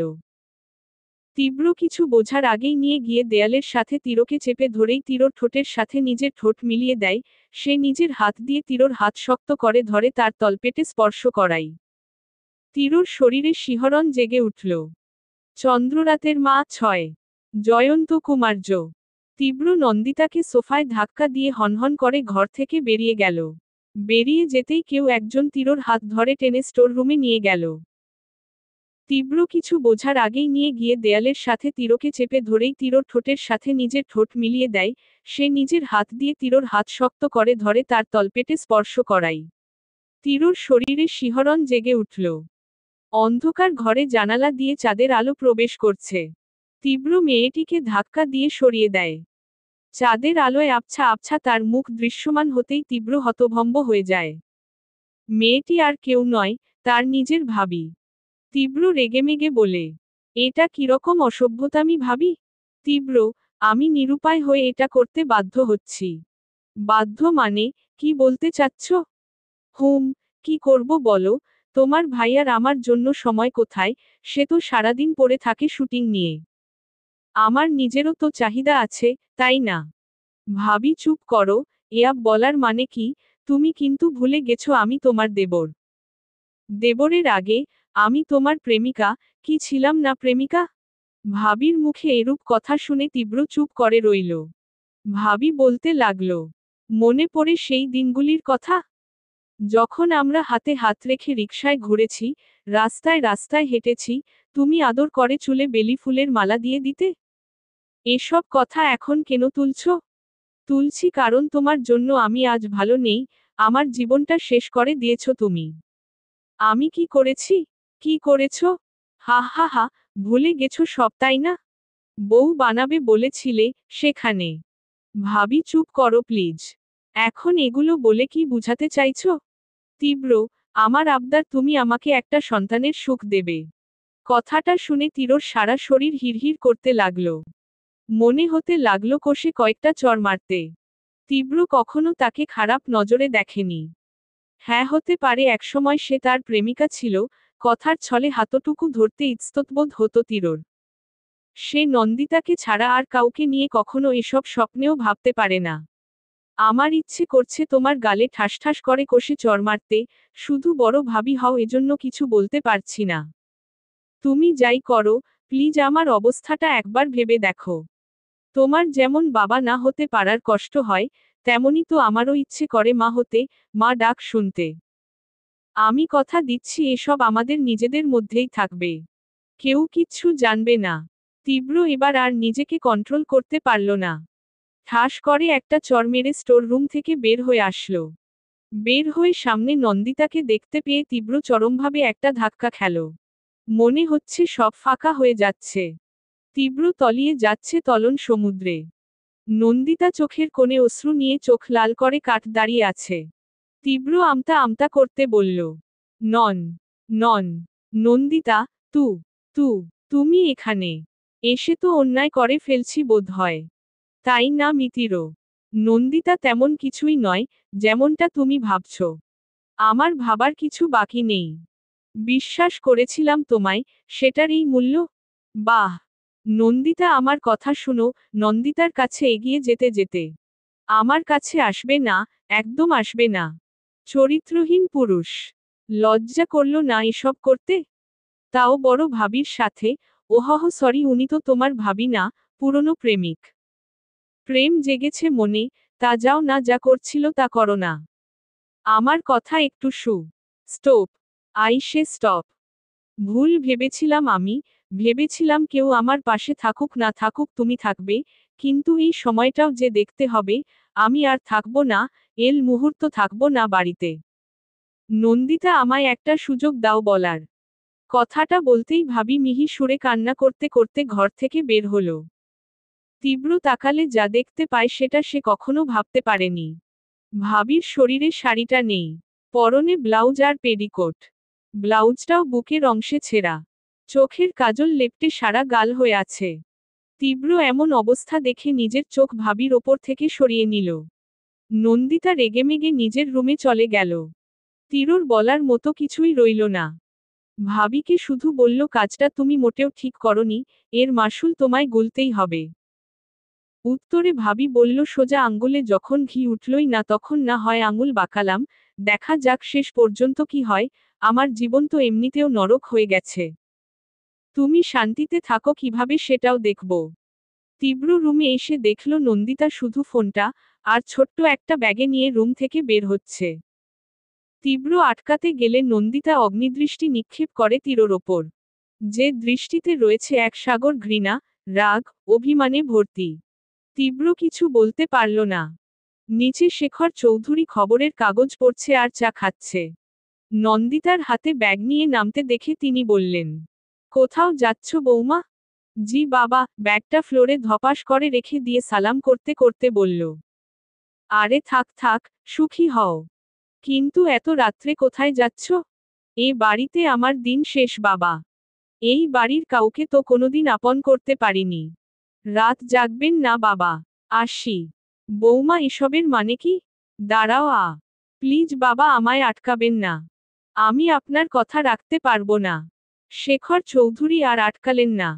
স্বামী স্ত্রীর ঝগড়া হয়, তাদের মাঝেও হয়।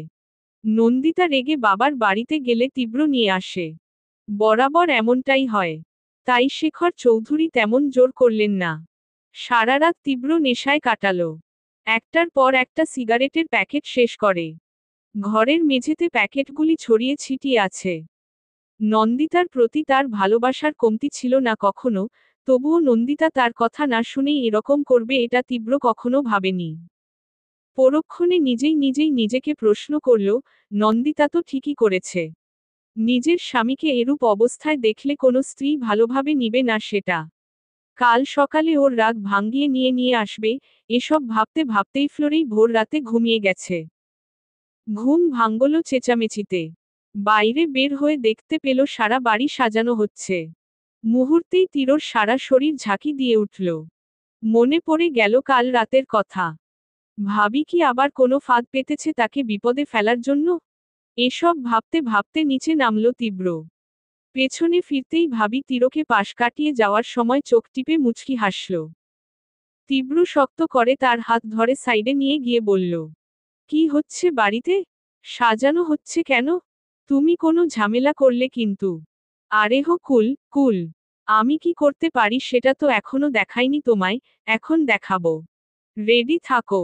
আমার ওপর দেওয়া প্রতিটি কষ্টের হিসেব আমি নিব। এখন বুঝেছি, আমার আগের 2 সন্তান নষ্ট হওয়ার পেছনে তোমার কারসাজি আছে। তোমায় আমি ছাড়ব না, কটকটে গলায় বলল। ছি, এতটা নীচ ভাবনা তোমার? কিভাবে ভাবলে তুমি? যে কিনা পৃথিবীর আলোই দেখেনি তার ওপর আমি প্রতিশোধ নিব? সেটা তুমিই ভালো জানো। নিচ থেকে রাবেয়া চৌধুরী চেঁচিয়ে ডাকতে লাগলেন, তীব্র, এই তীব্র, দেখে যাকে এসেছে। বড় বৌমা দেখে যাও কে এসেছে, আমার ঘরের লক্ষ্মী এসছে। চন্দ্ররাতের মা 7 জয়ন্ত কুমার্য। রাবেয়া চৌধুরীর ডাক শুনে তীব্র হন্তদন্ত হয়ে নিচে নামল। নিচে নামতেই দেখল একজন মাঝবয়সী লোক হাতে বই নিয়ে সোফায় বসে বই পড়ছে। সাথেই বসে আছে একটা মেয়ে। মেয়েটা সুন্দরী, বেশ সুন্দরী। গায়ের গড়ন, রংবিন্যাস সবকিছু যেন প্রকৃতি তাকে ঢেলে দিয়েছে। খোলা চুল, মাথায় ফুলের গাজরা, চোখে নীল রঙের চশমা, হালকা লাল লিপস্টিকের রং ঠোঁটে আভাস দিচ্ছে। অবশ্য এটা লিপস্টিক নাকি মেয়েটার ঠোঁটের রঙই এরকম বোঝায় উপায় নেই। তীব্র ওর পাঞ্জাবির হাতা গোটাতে গোটাতে নিচে নামল। রাবেয়া চৌধুরী তীরর হাত ধরে টেনে ওদের সামনে নিয়ে গেলেন। অতি উৎসুক কণ্ঠে মেয়েটার দিকে তাকিয়ে বলতে লাগলেন, আরোহী, দেখ তো চিনতে পারিস কি না। মেয়েটা কিঞ্চিত হেসে উঠল। ঠোঁটের কোণে হাসির আভা ফুটে উঠল। বাহ, মেয়েটকে হাসলে দারুণ মানায়। হাসি হাসি কণ্ঠে বলল, তীব্র ভাইয়া না? রাবেয়া চৌধুরী, সেই ছোট থাকতে দেখেছিলি, আমি তো ভাবলাম চিনতেই পারবি না। আরোহী, কি যে বলো না, তীব্র ভাইয়াকে চিনব না? তাও আবার আমি? তীর, কেমন আছিস আরোহী? আরোহী, ভালো আছি, তুমি কেমন আছো? তোরা কথা বল। আমি চা নিয়ে আসি বলেই রাবেয়া চৌধুরী চা বানাতে চলে গেলেন। তিরোহম, ভালো। তো এবার কদিনের ছুটি পেয়েছিস? পুরো 1 মাস, একা বসে বসে বোর হচ্ছিলাম। তাই চলে আসলাম। খুব ভালো করেছিস। ভাইয়া, নন্দিতা ভাবি কোথায়? ও একটু কাজে বাবার বাড়িতে গেছে। চলে আসবে কাল পরশু, মিথ্যা বলল। চলো ছাদে যাই, এখানে ভালো লাগছে না বসে থাকতে। তোমাদের ছাদের পাশে ওই ছাতিম গাছটা আছে না? হুম আছে। ওই গাছটার কথা এখনো মনে আছে তোর? থাকবে না মানে, ওখানেই তো আমার। বাদ দাও, চলো ঘুরে আসি। আঙ্কেলের সাথে একটু কথা বলতে দে। বাবা এখন কথা বলবে না, গভীর মনোযোগে বই পড়ছে। ডিস্টার্ব করা নিষেধ। আরোহী তিরোর হাত ধরে টেনে ছাদে যেতে লাগল। আরোহীর বাবা আহনাফ চৌধুরী বইয়ে মুখ গুজেই রইলেন। তিনি প্রচুর বই পড়েন। রিটায়ারের পর বই পড়া তার পেশা হয়ে দাঁড়িয়েছে। খাওয়া, ঘুম ও প্রকৃতির সাড়া দেওয়া ছাড়া বাকিটুকু সময় বই পড়ে কেটে দেন। দুপুরের কড়া রোদ ভেঙে কালো মেঘ জমতে শুরু করেছে। আশেপাশে ঠান্ডা বাতাসে ছেয়ে গেল। আরোহী ছাদের কার্নিশ ধরে দাঁড়িয়ে আছে। তীব্র পকেটে হাত দিয়ে তাকিয়ে আছে ছাতিম গাছটার দিকে। আরোহী বলে উঠল, তীব্র ভইয়া, হুম, মনে আছে এই গাছটার কথা? এসব কথা এখন তুলছিস কেন? আচ্ছা, তোর পড়াশোনা কেমন চলছে? মোটামুটি চলছে। তখনই পেছনে থেকে আরোহী, কখন আসলে তুমি বলতে বলতে সামনে আসলো আরহা ভাবি। আরোহী জড়িয়ে ধরে বলল, এইতে ভাবি, এখনই আসলাম। তুমি তো এখন আরো সুন্দরী হয়ে গেছো ভাবি। হা হা হা, দেখতে হবে না কার ভাবি? নিচ থেকে রাবেয়া চৌধুরী আরোহীকে ডাকলেন। আরোহীর ইচ্ছে করছে না যেতে, তবুও বাধ্য হয়ে নিচে গেল। আরহা তিরোর একদম পাশাপাশি দাঁড়ালো। তাচ্ছিল্যর স্বরে বলল, কি ছোট দেবরজি, বউকে আননি এখনো? তীব্র চুপ করে রইল। আহারে, তোমাকে দেখে না আমার খুব কষ্ট হয় জানো। ভালোবাসার মানুষকে তুমি কখনো ধরে রাখতে পারলে না। তীব্র পাশ কাটিয়ে নিচে চলে গেল। বাইকের চাবিটা নিয়ে রওনা হলো নন্দিতার রাগ ভাঙ্গানোর একটা চেষ্টা করতে। রাগ হলে সেটা ভাঙ্গা যায়, ভুল ধারণার শেখর যে অনেক গভীর, সেটা কি এত সহজে ভাঙতে পারবে তীব্র? দৃশ্যপট 2। দরজায় মিহি টোকা পড়ছে। আসমা বেগম দরজা খুলতেই নন্দিতাকে দেখে তার আনন্দের সীমা রইল না। নিজের মেয়েকে অনেকদিন পর দেখে জড়িয়ে ধরলেন। নন্দিতাও নিজের কষ্টকে কিছুটা আড়াল করে মায়ের সাথে আহ্লাদি হয়ে যায়। কিরে মা, হঠাৎ করে? জামাই কোথায়? ও আসেনি। আসেনি মানে? কেন? তুই একাই এসেছিস নাকি? হুম। আয় ভেতরে আয়। শরীরের কি অবস্থা করেছিস? খাওয়া দাওয়া ছেড়ে দিয়েছিস বোধহয়। হাত মুখ ধুয়ে আয়, আজ আমি খাইয়ে দিব। নন্দিতা কিছু না বলে চুপচাপ নিজের ঘরে চলে গেল। ফ্রেশ হয়ে বিছানায় বসতেই আসমা বেগম হাতে প্লেটে খাবার সাজিয়ে উপস্থিত হলেন। কাছে এসে মেয়ের মাথায় হাত বুলিয়ে দিয়ে বললেন, কতদিন হলো খাইয়ে দিই না। নন্দু, তোর ঠোঁট ফুলা কেন? ব্যথা পেয়েছিস? ও কিছু না মা, এমনি একটু লেগেছে। তুমি খাইয়ে দাও তো, তোমার হাতে অনেকদিন খাই না। আসমা বেগম যত্ন করে মেয়ের মুখে খাবার তুলে দিচ্ছেন। নন্দিতা এই স্নেহে হাউমাউ করে কেঁদে ফেলল। আসমা বেগম নন্দিতার মাথায় হাত বুলিয়ে দিচ্ছে। কিছুক্ষণ পর নন্দিতা নিজেকে সামলে নেয়। আসমা বেগম মিহি স্বরে বলেন, তোকে কি ও বাড়িতে কষ্ট দেয় নন্দু? নন্দিতা নীরব। কি হলো বল, ওরা কি তোকে কষ্ট দেয়? হঠাৎ এখানে আসলি, সাথে জামাই এলো না। ঘটনাটা কি? বলবি? বাবা কোথায় মা? বিষয়টা এড়িয়ে গিয়ে বাজারে গেছে, এখনই চলে আসবে। বলতে বলতেই রহিম মিয়া খরচের ব্যাগটা রেখে ডাকছে, আসমা, আসমা। আসমা বেগম বললেন, ঘরে এসো গো, দেখো কে এসেছে। কে এসছে বলতে বলতে রহিম মিয়া ঘরে ঢুকতেই নন্দিতাকে দেখে চকচক চোখে বললেন, নন্দু মা, কখন এসেছিস মা? এই তো এখনই আসলাম বাবা, তুমি তে ঘেমে গেছো। এখানে বসো। জামাই আসেনি? বিছানায় বসতে বসতে বলল। না, নন্দিতা নীরব কণ্ঠে বলল। নন্দিতা শুয়ে শুয়ে চোখের জল ফেলছে। ফোনে রিং বেজেই চলেছে। নন্দিতা ফোন তুলছে না। ফোনের স্ক্রিনে তীব্র নামটা বারবার জ্বলে উঠছে। বিরক্ত হয়ে ফোনটা হাতে নিয়ে বেকনিতে গেল নন্দিতা। বেলকনি দাঁড়িয়ে ফোনটা রিসিভ করে নিচে রাস্তায় তাকালো। দেখল তীব্র রাস্তায় পাশে চায়ের দোকানটায় বসে চা খাচ্ছে আর ফোন কানে রেখে বেলকনির দিকে তাকিয়ে আছে। নন্দিতা ফোন রিসিভ করে রাগী কণ্ঠে বলল, কি সমস্যা কি? ফোন দিচ্ছ কেন? আমার বউকে ফোন দিয়েছি, এতে সমস্যা কি? লজ্জা করছে না এসব বলতে?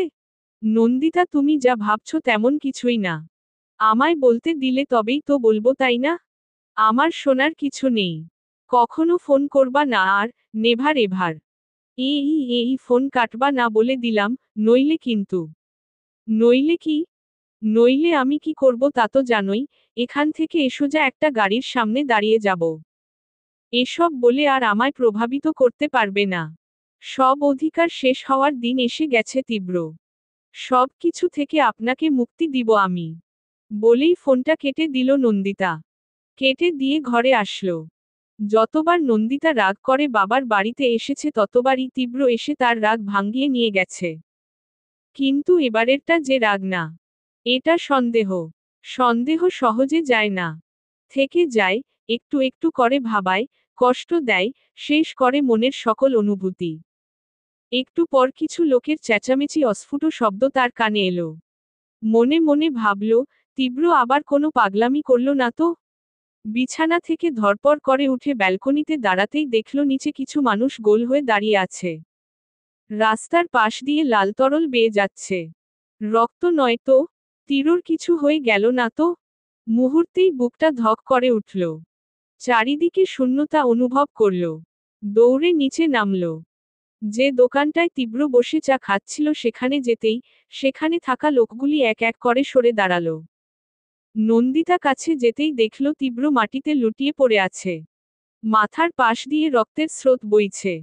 নন্দিতার সারা শরীর হিম হয়ে আসল। চন্দ্ররাতের মা ৮। জয়ন্ত কুমার্য। তীব্র মাটিতে লুটিয়ে পড়ে আছে। মাথার পাশ দিয়ে রক্তের স্রোত বইছে। নন্দিতার সারা শরীর হিম হয়ে আসল। এক এক করে মুহূর্তেই সবাই চলে গেল। নন্দিতা ধুম মেরে বসে আছে। তীব্র হাতে ভর করে উঠল। উঠে গায়ের লেগে থাকা ধুলো ঝেড়ে ফেলছে, চুল ঠিক করছে। নন্দিতা চরম হতবাক হয়ে হা করে চেয়ে চেয়ে সেসব দেখছে। নন্দিতা রোড থেকে উঠে তীব্রর ওপর অগ্নি দৃষ্টিতে তাকালো, রেগে গোজগোজ করে পেছনে ফিরে যেতেই তীব্র দৌড়ে গিয়ে নন্দিতার হাত ধরে নন্দিতাকে নিজের বাহুদয় দ্বারা শক্ত করে বুকের সাথে জড়িয়ে নিল। নন্দিতা ফুপিয়ে ফুপিয়ে কান্না করছে আর তীব্রর বুকে কিল ঘুষি মেরাই চলেছে। তীব্র তবুও হেসে হেসে তাকে আরো শক্ত করে জড়িয়ে ধরে থাকল। একটু পর তীব্র ছেড়ে দিলেও দেখল নন্দিতা তাকে খামচে ধরে আছে। তীব্র চেষ্টা করেও ছাড়াতে পারল না। চেয়ারে বসে নন্দিতা এখনো নাক ছিচকে ফুপিয়ে ফুপিয়ে কাঁদছে। কান্নার গতি এখন কিছুটা কম। তবে নাকের ছিচকানিটা বেশি। তীব্র তার রুমালটা এগিয়ে দিলে নন্দিতা খপ করে সেটা হাতে নিয়ে নাকে ধরে করল। রুমালটা আবার তীব্রর দিকে এগিয়ে দিল। তীব্র নাক, মুখ কুঁচকে রুমালটা নখের আগাল দিয়ে ধরে ডাস্টবিনে ফেলে দিল। এক হাতে ফোসকা, আরেক হাত গালে রেখে অসহায় দৃষ্টিতে নন্দিতার সম্মুখের চেয়ারে বসে আছে তীব্র। আধা ঘন্টা ধরে ফোসকার প্লেটটা হাতে ধরে থাকতে থাকতে হাত অবশ হয়ে গেছে। এদিকে নন্দিতার থামার নাম গন্ধ নেই। সে কেঁদেই চলেছে। তীব্র কয়েকবার চোখের জল মুছে দিতে হাত বাড়াতেই নন্দিতা হাত সরিয়ে দিয়েছে। তাই তীব্র অসহায় দৃষ্টির মতো অসহায় স্বরে বলল, আর কত কান্না করবা? এবার তো থামো। তুই চুপ থাক। জলহস্তী, ঘোড়া, ইঁদুর, বিড়াল চোখের জল মুছতে মুছতে। তুই তোকারি করতেছ কেন? তা কি করব? আদর করব? চুমু খাবো? এখানে চুমু খাবে? কেউ দেখে ফেললে লজ্জা। চুপ, একদম চুপ পপ। আচ্ছা চুপ। কিছুক্ষণ দুজনেই চুপ থাকার পর নন্দিতা রাগী স্বরে বলল, এসব করে আমায় কষ্ট দিয়ে খুব মজা পাও তাই না? তুমি কষ্ট পেয়েছ? হু। কি করব বলো, তুমি তে আনার কথাই শুনতে চাচ্ছিলে না। তুমি যে জেদি তাই এমনটা করতে হলো। তাছাড়া তো নিচে আসতেই না। সে জন্য এরকম একটা ঘটনা তৈরি করবা? আচ্ছা সরি, আর এমন হবে না। আর যদি কোনোদিন এমন করেছ তো আমি তোমায় মেরে ফেলবো, বলে দিলাম। মনে থাকে যেন। হুম থাকবে থাকবে। রক্তগুলি পাইছ কিভাবে? হা হা হা হা হা। হাসছ কেন? এগুলা রক্ত না তো। আশা? রক্ত না তো কি? চা। রং চা। রক্তের বদলে চা কিন্তু মন্দ কিছু না। দোকানিদের কাছে এক কেতলি রং চা কিনে নিয়ে রাস্তায় ফেলে দিয়েছিলাম। যেন তুমি রক্ত মনে করো। চা রাস্তায় ঢেলে সেখানে শুয়ে পড়লে? হু। বাহ, আমি এই প্রথম কাউকে এরকম পাগলামি করতে দেখলাম। তোমার জন্যই তো সব পাগলামি। হুম আমার জন্যই তো। অন্য কারোর জন্য করার ইচ্ছে আছে নাকি? থাকলে কি হবে? কি হবে সেটা ভাবতেও পারবে না। মেরে না ঘরে হুইলচেয়ারে বসিয়ে রাখবো। অ্যা হুম। তোমার সব পাগলামি শুধু আমাতেই যেন সীমাবদ্ধ থাকবে সারা জীবন। বুঝেছ? হুম বুঝলাম। এখন হাকি হা করবা? আমার হাত তো ব্যথা হয়ে গেল। রাগ করছি, রাগ ভাঙ্গেনি, তাতেই খাবো? হুহো। তো কি করলে রাগ ভাঙ্গবে? সামনে দাঁড়াও। তীব্র বাধ্য ছেলের মতো নন্দিতার সামনে দাঁড়ালো। এখন মনে করো মাউথপিস হলো তোমার হাত। হাত মুখের সামনে দাও।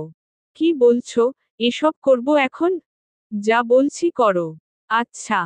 তারপর হাত মুখের সামনে এনে একটা কবিতা বলো। এখন কবিতা? হুম, এখনই, বলো। এহেম, মাইক টেস্ট, 1, 2, 3, মাইক টেস্ট। ঢং বাদ দাও, কবিতা বলো একটু চিল্লিয়ে। বলছি তো, মনে করতে দাও। হুম 1 মিনিট সময় দিলাম। এখন, এখানে কিভাবে একটা কবিতা বলবো? উফফো, কি যে করো তুমি। মনে পড়েছে। অতন্দ্রিলা। ঘুমোওনি জানি। তাই চুপি চুপি গাঢ় রাত্রে শুয়ে বলি, শোনো। সৌরতারাছাওয়া এই বিছানায়, সূক্ষ্মজাল রাত্রির মশারি। কত দীর্ঘ দুজনার গেল সারাদিন। আলাদা নিঃশ্বাসে, এতক্ষণে ছায়াছাপ আসে ছুঁই। কি আশ্চর্য দুজনে দুজনা। অতন্দ্রিলা। হঠাৎ কখন শুভ্র বিছানায় পড়ে জ্যোৎস্না। দেখি তুমি নেই। খুব সুন্দর। এখন খাও। হা করো। তীব্র নন্দিতার মুখে ফুসকা তুলে দিল। ঝালে নন্দিতা চোখ ছোট করে তীরর দিকে তাকায়। ঝাল ঝাল করে চেঁচাতে লাগে। ফুসকায় প্রচুর ঝাল দিয়েছে। দিয়েছে বললে ভুল হবে। তীরই বলেছে ঝাল দিতে। এই সুযোগে তীব্র নন্দিতার ঠোঁটে একটা ভালোবাসার পরশ এঁকে দিল। নন্দিতা হতভম্ব হয়ে তাকিয়ে রইল তীরর দিকে। তীব্র স্বাভাবিকভাবেই আরেকটা ফুসকা হাতে নিয়ে নন্দিতার মুখের কাছে ধরল। নন্দিতার এমন চাহনিতে তীব্র হেসে ফেলল। হাসি দেখে নন্দিতার রাগ হলেও ঠোঁটের কোণে মুচকি হাসল। তারা দুজনই শব্দ করে হাসছে। বাহ! ভালোবাসা কত সুন্দর। তীরর হাতে হাত রেখে নন্দিতা হেসেই চলেছে। তীব্র মুগ্ধ হয়ে নন্দিতার চোখে তাকিয়ে রইল। কত মায়াবী চোখ। নন্দিতা যেন আরো তরুণী হয়ে উঠছে। নাকি ভালোবাসার মানুষের বয়স চোখে পড়ে না? কিছু একটা হবে হয়তো। আকাশে মেঘের দল ছোটাছুটি করছে। কাকের ডিম হয়ে আসছে আকাশের রং। আশেপাশে বইছে শীতল বাতাস। তীব্র আর নন্দিতা বসে আছে কৃষ্ণচূড়া গাছটার নিচে। গাছে থোকায় থোকায় ফুল ফুটেছে। বাতাসের ঝাপটায় কিছু ফুল ঝরে পড়ছে রোডে। তীব্র হাতে ফুসকার প্লেটটা থেকে একটা একটা করে নন্দিতাকে খাইয়ে দিচ্ছে। নন্দিতা চুপটি করে খাচ্ছে। বাতাসে নন্দিতার চুলগুলি সরে গেলে তীব্র এলোমেলো চুলগুলি কানের কাছে গুজে দিচ্ছে। তাদের সামনেই একটা নেড়ি কুকুর বসে বসে লেজ নাড়াচ্ছে। তাদের এই ভালোবাসা উপভোগ করছে হয়তো। দুয়েক ফোঁটা করে বৃষ্টির কণা পড়তে শুরু করল। তীব্র আন্দোলিত হয়ে জোরালে স্বরে বলল, বৃষ্টিতে ভিজবে? তুমি বৃষ্টিতে ভেজার কথা বলছো? অবাক হয়ে চেয়ে থেকে বলল, হুম, কেন বলতে পারি না? তুমি তো আমায় ভিজতেই দাও না।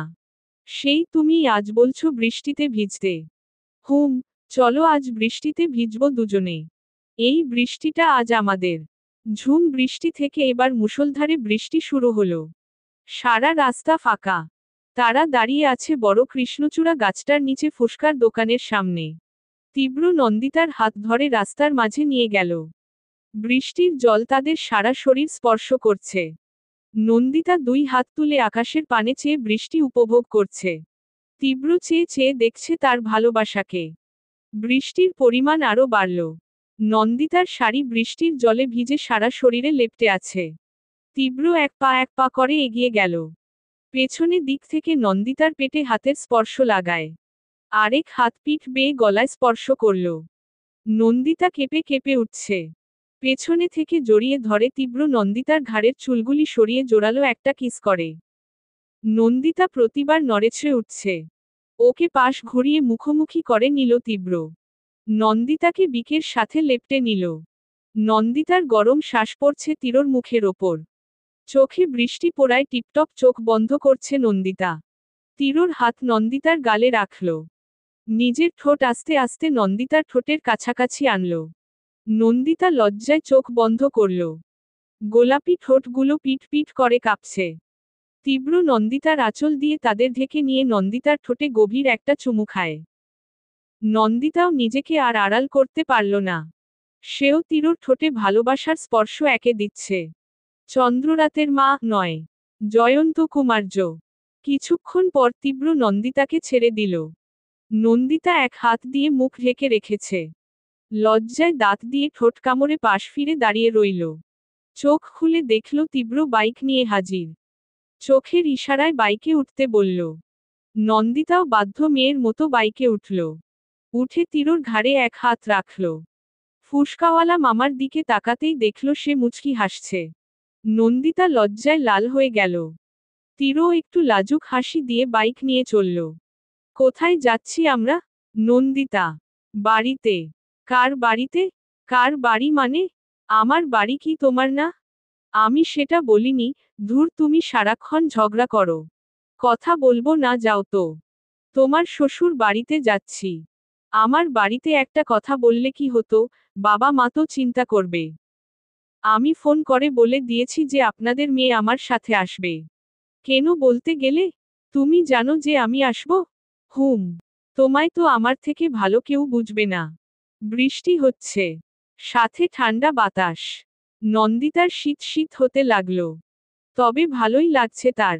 পেছনে থেকে তীরকে শক্ত করে জড়িয়ে ধরে থাকল। বাড়িতে ঢুকেই তীব্র নিজের মতো ঘরে গেল। নন্দিতা জীর্ণ পায়ে এগুচ্ছে। ভেজা শাড়ি লেপটে যাওয়ায় হাঁটতে সমস্যা হচ্ছে। শেখর চৌধুরী সেখানে উবু হয়ে খবরে কাগজ পড়ছে। নন্দিতা কাছে যেতেই তিনি বললেন, বৌমা চলে এসছো? হাহা হাহা, কেন ঝগড়া করতে যাও বলো তো? জানোই তো রাগ করে যতবারই বাবার বাড়িতে যাবা ততবারই তীব্র গিয়ে নিয়ে আসবে। নন্দিতা লজ্জা পেল। মুচকি হেসে মাথা নিচ করে রইল। শেখর চৌধুরী বললেন, বৌমা যাও, ঘরে গিয়ে ভেজা কাপড় পাল্টে নাও। আর আমার জন্য একটু চা করতে পারবে? তোমার হাতের চা না খেলে আমার তৃপ্তি আসে না। হ্যাঁ বাবা, আমি এক্ষুনি চেঞ্জ করে আসছি। 2 মিনিট দাঁড়ান। এক প্রকার হনহন করেই নিজের ঘরে গেল নন্দিতা। ঘরের দরজা লাগিয়ে দিয়ে শাড়িটা খুলে ওয়াশরুমে চলে গেল। ওয়াশরুমে গিয়ে দেখে তীব্র সারা শরীরে বডিওয়াশ দিয়ে ফেলায় ভরিয়ে ফেলেছে। নন্দিতা পিছু পা হয়ে মনে মনে ভাবল, এই লোকটা এমন কেন? দরজাও লাগায় না, প্রাইভেসি বলতে কিচ্ছু নাই। নন্দিতা বের হয়ে আসতেই তীব্র নন্দিতার হাত ধরে টেনে ওয়াশরুমে নিয়ে যায়। নিয়ে গিয়ে নিজের সাথে শক্ত করে ধরে রাখল। নন্দিতা লজ্জিত ভঙ্গিতে বলল, কি? হ্যাঁ, কিছু না, একটু আদর করতে মন চাচ্ছে। ধুর, তুমি স্নান করো, আমি বাইরে আছি। নন্দিতা চেঞ্জ করে নিচে গেল চা বানাতে। যেতেই আরোহীর বাবা আহনাফ চৌধুরী নন্দিতাকে ডাকল। তিনি বই পড়ছেন। বইয়ে চোখ রেখেই বললেন, কেমন আছো নন্দিতা? আরেহ চাচা, কেমন আছেন? কখন এসেছেন? এসেছি সকালে। তোমাদের ছেলে হয়েছে না মেয়ে? নন্দিতার চোখ বেয়ে জল গড়িয়ে পড়ল। এই প্রশ্ন তাকে জ্বালিয়ে পুড়িয়ে শেষ করে দেয়। ক্ষত বিক্ষত মনটা যেন নির্জীবিত হয়ে ওঠে। নন্দিতা চোখের জল মুছতে মুছতে চলে গেল সেখান থেকে। আহনাফ চৌধুরী কিছুটা অবাক হলেন। তিনি শেখর চৌধুরীর কাছে গেলেন। এই বিষয়ে জানতে চাইলে শেখর চৌধুরী তাকে সবটা খুলে বলল। শুনে আহনাফ চৌধুরী মনে মনে নিজের কাছে নিজেই ছোট বোধ করলেন। তীব্র বিছানায় বসে ফোন স্ক্রোল করছিল। নন্দিতা দরজা খুলে বিছানায় উপর হয়ে শুয়েই হাউমাউ করে কান্না করতে লাগল। তীব্র ফোনটা রেখে নন্দিতার পাশে গিয়ে, কি হয়েছে নন্দিতা? কাঁদছো কেন? কেউ কিছু বলেছে? নন্দিতা কিছুই বলল না। তীরকে জড়িয়ে ধরে অনেকক্ষণ কান্না করল। অনেকক্ষণ কান্নার পর তীরকে বলে, তীব্র, তুমি কি আমায় নিয়ে খুশি? হঠাৎ এমন প্রশ্ন কেন? আমি তো তোমায় বাবা হওয়ার সুখ দিতে পারলাম না এখনো। আচ্ছা, তুমিও কি মনে মনে এজন্য আমাকে ঘৃণা করো? তোমার কি সেটাই মনে হয়? না, আমি জানি তুমি আমায় কখনো ঠকাবে না। কিন্তু আমার জন্য তুমি, তোমার মা বাবা কষ্ট পাচ্ছে। একটা কথা বলবো, রাখবা? কি কথা? তুমি বিয়ে করো নাও। প্লিজ আমার কথাটা শুনো। আমার জন্য তুমি সারা জীবন বাবার ডাক থেকে বঞ্চিত হবা, এটা আমি মানতে পারবো না। নন্দিত লাথামো তুমি। আমি তো বলেছি, বাবা না হতে পারায় আমায় কোনো সমস্যা নেই, তবুও কেন এসব বলো তুমি? দেখো এখন হয়তো তুমি বলছো, কিন্তু যখন আমাদের বয়স হবে, তখন তো আমাদের কাউকে লাগবে তাই না? জীবন তো সব সময় একই থাকে না, পাল্টায়, সাথে মন মানসিকতাও। এখন তোমার মনে হচ্ছে এরকম, কিন্তু কিছুদিন পর গিয়ে ঠিকই তুমি বুঝতে পারবে। তখন আমায় ঘৃণা করবে। আমি এটা সহ্য করতে পারবো না। সারা জীবন আমি এই দোষের ভাগী হয়ে থাকতে পারবো না। এখন আমায় কি করতে বলছো তুমি? যা করার সব আমিই করব। তুমি শুধু সেটাতে হ্যাঁ বলবে। কথা দাও তুমি আমার কথা শুনবে? তীরর হাত নন্দিতা ওর মাথায় রেখে কথাটা বলল। তীব্র হতভম্ব হয়ে গেল। এই মুহূর্তে তার কি করা উচিত সে বুঝতে পারছে না। হাত সরিয়ে নিলেও নন্দিতার প্রবল জোরে সে রাজি হয়ে গেল। রাতে সবাই ডিনার করতে ডাইনিং টেবিলে উপস্থিত। নন্দিতা সবাইকে খাবার সার্ভ করছে। আরোহী গুনগুন করতে করতে তীরর পাশের চেয়ারটায় বসল। নন্দিতার খুব ঈর্ষা হতে লাগল। তীরর পাশে কাউকে সে সহ্য করতে পারে না। তীব্র বিষয়টা লক্ষ্য করেও এড়িয়ে গেল। নন্দিতার শাশুড়ি রাবেয়া চৌধুরী নাক ছিচকাচ্ছে। সব রান্না নন্দিতা করেছে। আহনাফ চৌধুরী খাবারের প্রশংসা করছেন। এটা রাবেয়া চৌধুরীর সহ্য হচ্ছে না। খাওয়া শেষে নন্দিতা ছাদে গেল একাকিত্ব কিছু সময় কাটাতে। উঠে দেখল সেখানে আগে থেকেই শেখর চৌধুরী দাঁড়িয়ে আছেন। ওনার খাওয়া শেষে হাঁটাহাঁটি করার অভ্যাস। নন্দিতা কাছে গেল। বাবা! কে বৌমা? তুমি এত রাতে ছাদে? একটু আসলাম, ভালো লাগছে না। আপনাকে কিছু বলার ছিল। কি বলো? কিভাবে যে বলবো? বৌমা, আমার কাছে কিছু বলতে তো তুমি কখনো সংকোচ বোধ করনি। তাহলে আজ সংকোচ বোধ করছো যে? বাবা, আমি চাই তীব্র আবার বিয়ে করুক। ওকে আমি বাবা হওয়ার সুখ দিতে পারিনি। এর দায় আমায় সারা জীবন বয়ে বেড়াতে হবে। আমি এটা চাই না বাবা। আপনাদের বয়স হয়েছে। আপনারাও তো চান আপনাদের নাতি নাতনির মুখ দেখতে, তাদের সাথে সময় কাটাতে। আমি সেটা তো অক্ষম বাবা। বৌমা, তুমি যা বলছো ভেবে বলছো তো? হ্যাঁ বাবা, আমি ভেবেই বলেছি। আমি সারা জীবন আপনাদের এরূপ না পাওয়ার কারণ হতে চাই না। বলেই নন্দিতা চোখ মুছতে মুছতে নিচে নেমে গেল। কেন যাবি আজ? ওর প্রচুর কষ্ট হচ্ছে। কেন হচ্ছে সেটা ওর অজানা নয়। তীরকে হারিয়ে ফেলার ভয় তাকে ক্রমশ ঘিরে ধরছে। কান্না করতে করতে ঘুমিয়ে গেল। সকালে তীরর ডাকে ঘুম ভাঙল। ঘুম চোখে তীরকে বলল, কয়টা বাজে? 10টা। কি? এতে বেলা হয়ে গেছে আর আমি টেরই পাইনি। তুমি উঠে ফ্রেশ হও। ডাক্তারের কাছে যাব আমরা। ডাক্তার কেন? দীর্ঘদিন হয়ে গেল। কিন্তু তুমি সন্তান সম্ভবা হচ্ছ না। এটা নিয়ে ডাক্তারের সাথে কথা বলতে। নন্দিতার বুকটা ধুক করে উঠল। এই বিষয়ে যেকোনো কথাই নন্দিতার কেমন কাটার মতো বুকে বাঁধে। ফ্রেশ হয়ে রওনা হলো ডাক্তারের চেম্বারে। কয়েকটা টেস্ট করে রিপোর্ট হাতে ডাক্তার বসে আছে। সামনের চেয়ারে নন্দিতা তীব্র বসে আছে। দুজনই চিন্তায় সংকুচিত হয়ে আছে। ডাক্তার হাতে রিপোর্ট নিয়ে ভ্রু কুঁচকে তাদের দিকে তাকালো।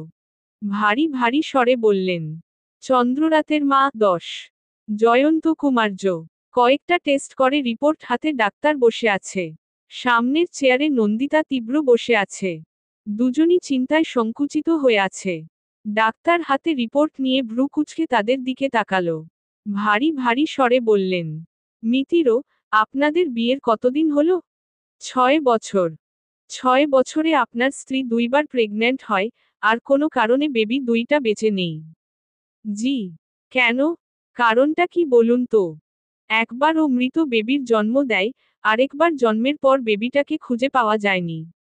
লাস্ট কবে আপনার স্ত্রী প্রেগন্যান্ট হয়? 2 বছর আগে। সেই বেবি কোথায়? 7 মাস পর জানতে পারি ওর পেটে কোনো বেবি ছিল না। টিউমারের জন্য পেটের আকৃতি বৃদ্ধি পেয়েছিল। তাহলে প্রেগন্যান্সি টেস্টে হয়তো ভুল ছিল। কোথায় করিয়েছিলেন টেস্ট? হসপিটালে। সম্ভাবনা আছে প্রেগন্যান্সির রিপোর্ট কারোর সাথে বদল হয়েছে। সে যাই হোক, টিউমার অপারেশন করিয়েছিলেন? জি। কতদিন আগে? প্রায় 2 বছর আগে। মিতিরও আপনি কাল একবার আসুন। আজ তেমন কিছু বলবো না। আপনি কাল দেখা করুন আমার সাথে। বলেই ফাইলটা রেখে দিয়ে একটা সিগারেট ধরালেন। বেলে চাপ দিতেই তার পিএ আসলো। তাকে বলল আজ আর রোগী দেখব না। তাদের বলো কাল আসতে। তীব্র আর নন্দিতা কেবিন থেকে বের হলো। হসপিটালে আসলে নন্দিতার খুব কান্না পায়। কেননা এখানে আসলেই নবজাতকের দেখা মেলে, যা নন্দিতার মনকে কাচের ন্যায় ভেঙে গুঁড়িয়ে দেয়। তীব্র বিষয়টি লক্ষ্য করে, কিন্তু তার কিছু করার উপায় থাকে না। তারা বাড়িতে আসলে রাবেয়া চৌধুরী তীক্ষ্ণ দৃষ্টিতে নন্দিতাকে দেখে তীরকে কর্কশ গলায় বলল কি, ডাক্তার কি কোনো আশা দিল? আমার দীর্ঘ বিশ্বাস, এই মেয়ের দ্বারা আমাদের বংশে নতুন কেউ আসবে না। রাবেয়া চৌধুরীর কথায় তীরর অনেক রাগ হয়। সে কিছু বলে না। মায়ের ওপর দিয়ে কথা বলার অধিকার তার নেই। মা বলতেই পারে। মা বলবে না তো কে বলবে? রাতে খাওয়ার পর তীব্র ছাদে গিয়ে সিগারেট ধরালো। এক হাতে ছাদের কার্নিশ আরেক এক হাতে জ্বলন্ত সিগারেট। আকাশে পূর্ণিমার চাঁদ। চাঁদের আলোয় কানায় কানায় ভয়ে গেছে ছাদ। কারোর পায়ের শব্দ কানে এলো। তীব্র মগ্ন হয়ে চাঁদ দেখতে থাকল। যে এসেছে তাকে তীব্র চিনে ফেলেছে। তার শরীরের গন্ধ তার চেনা। যদিও অনেক বছর আগেই তাদের বিচ্ছেদ হয়, তবুও ভালোবাসার মানুষ কখনো পুরনো হয় না। তীব্র করুণ স্বরে বলল, মিহিতা তীরর ভাবি। আমি ভালো নেই, জানি না কোন পাপের শাস্তি পাচ্ছি আমি। একই তাপে পড়ছি আমি নিজেও। আমি তোমায় ঠকাইনি মিহিতা। তোমার ভালো চেয়েছি আমি। এই ভালো তো আমি চাইনি তীব্র, বলো চেয়েছিলাম? তখন আমি কেবল ভার্সিটি উঠি। আমার নিজের জীবনের নিশ্চয়তা নেই, তোমায় কিভাবে ভালো রাখতাম বলো? আমি ভালোবাসার মানুষের কষ্ট সহ্য করতে পারি না। ভাইয়া তখন মোটামুটি সেটেল হয়ে গেছে। তোমার অন্তত দেখতে পারবো এই আশায় ভাইয়ার সাথে তোমার বিয়ের ব্যবস্থা করেছিলাম। তোমায় আমি ঠকাইনি মিহিতা, বিশ্বাস করো, আমি তোমার ভবিষ্যৎ নিয়ে চিন্তিত ছিলাম, তাই এমনটা করেছি। আমি জানি তীব্র। কি করব বলো, আমি যে ভুলতে পারছি না। কিন্তু আমি অবাক হয়ে যাচ্ছি। তুমি কাউকে এতটা কিভাবে ভালোবাসতে পারো? পরিবারের এত কথা, বাইরের মানুষের কথা, নন্দিতার বাচ্চা না হওয়া, এরপরেও তুমি ওকে এতটা ভালোবাসো। কিভাবে? তীব্র সিগারেট মুখে দিল। আমার খুব হিংসে হয় জানো, এই ভালোবাসা আমার প্রাপ্য ছিল, কি ছিল না? ভালোবাসা জিনিসটা কত অদ্ভুত। আমায় ক্ষমা করে দিও তীব্র, তোমার ওপর রাগে, ঘৃণায় আমি অন্ধ হয়ে গিয়েছিলাম। একটা মেয়ে সব সহ্য করে, ভালোবাসার মানুষকে অন্য কারোর সাথে দেখলে তা সহ্য করতে পারে না। অনেক রাত হয়েছে। ঘরে যাও, নন্দিতা অপেক্ষা করছে। মিহিতা চলে গেল। তীব্র সিগারেটটা শেষ করে নিজের রুমে গেল। নন্দিতা শুয়ে পড়েছে, চোখের কোণে জল বেঁধে আছে। কান্না করতে করতে ঘুমিয়ে গেছে হয়তো। তীব্র অনেকক্ষণ ঘুমন্ত নন্দিতাকে দেখল। মুচকি হেসে নন্দিতার কপালে একটা চুমু দিয়ে শরীরে কাঁথাটা জড়িয়ে দিয়ে শুয়ে পড়ল। পরের দিন সকালে তীব্র নাস্তা না করেই ডাক্তারের সাথে যোগাযোগ করার জন্য বেরিয়ে গেল। ডাক্তারের চেম্বারে বসে আছে। তিনি একটা পান মুখে দিলেন। তীব্রর দিকে সিগারেটের প্যাকেট এগিয়ে দিলেন। তীব্র না সূচক মাথা নাড়ল। ডাক্তার তার পিএকে ডাকল। ডেকে কি যেন বলল। কিছুক্ষণ পর একজন লোক আসলো চেম্বারে। তীব্র কিছুটা অবাক হল। ডাক্তার তীরকে উদ্দেশ্য করে বললেন, মিতির, দেখুন তো, ইনি কি আপনার স্ত্রীর পেটের টিউমারের অপারেশন করিয়েছিলেন? তীব্র অস্ফুট স্বরে বলল হ্যাঁ। ডাক্তার তখন বলল, ডাঃ শিহাব, আপনি কি জানেন ডাক্তার প্যাশনটা কি? শিহাব জি স্যার ভয়ার্ত কণ্ঠে। আপনি যে এরকম একটা কাজ করলেন, নিজেকে ক্ষমা করতে পেরেছেন তো? তীব্র কিছুটা হতভম্ব হচ্ছে। কি হচ্ছে তার বোধগম্য হল না। সে যে ডাক্তারের কাছে এসেছে তার নাম ডাঃ হাবিব। ডাঃ হাবিব তীরর উদ্দেশ্য বললেন, মিতির, সরি টু সে, আপনার স্ত্রী কখনো মা হতে পারবে না। তীব্র মাথায় যেন আকাশ ভেঙে পড়ল। মুহূর্তেই সারা শরীর ঘামতে শুরু করল। তীব্র নিজের শার্টের ওপরের বোতাম খুলে ফেলল। ডাঃ হাবিব তার দিকে জলের গ্লাসটা এগিয়ে দিয়ে বললেন, আপনি উত্তেজিত হবেন না। নিজেকে সামলাম। আপনি ভেঙে পড়লে আপনার স্ত্রীকে শক্তি যোগাবে কে? ডাহ, আপনি এটা কি বললেন? হ্যাঁ মি তীব্র, আপনার স্ত্রী আর কখনো মা হতে পারবে না। কারণ বাচ্চা হওয়ার যে নাড়ি থাকে সেটা কেটে ফেলা হয়েছে।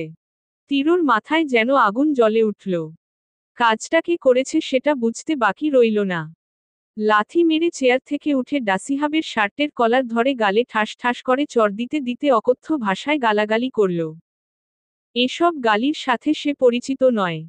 নিজেকে যেন হারিয়ে ফেলেছে। মাথার চুল মুঠ করে ধরে দেয়ালের সাথে চেপে ধরল তীব্র। ডাসিহাবের সারা শরীর রক্তে ভেসে যাচ্ছে।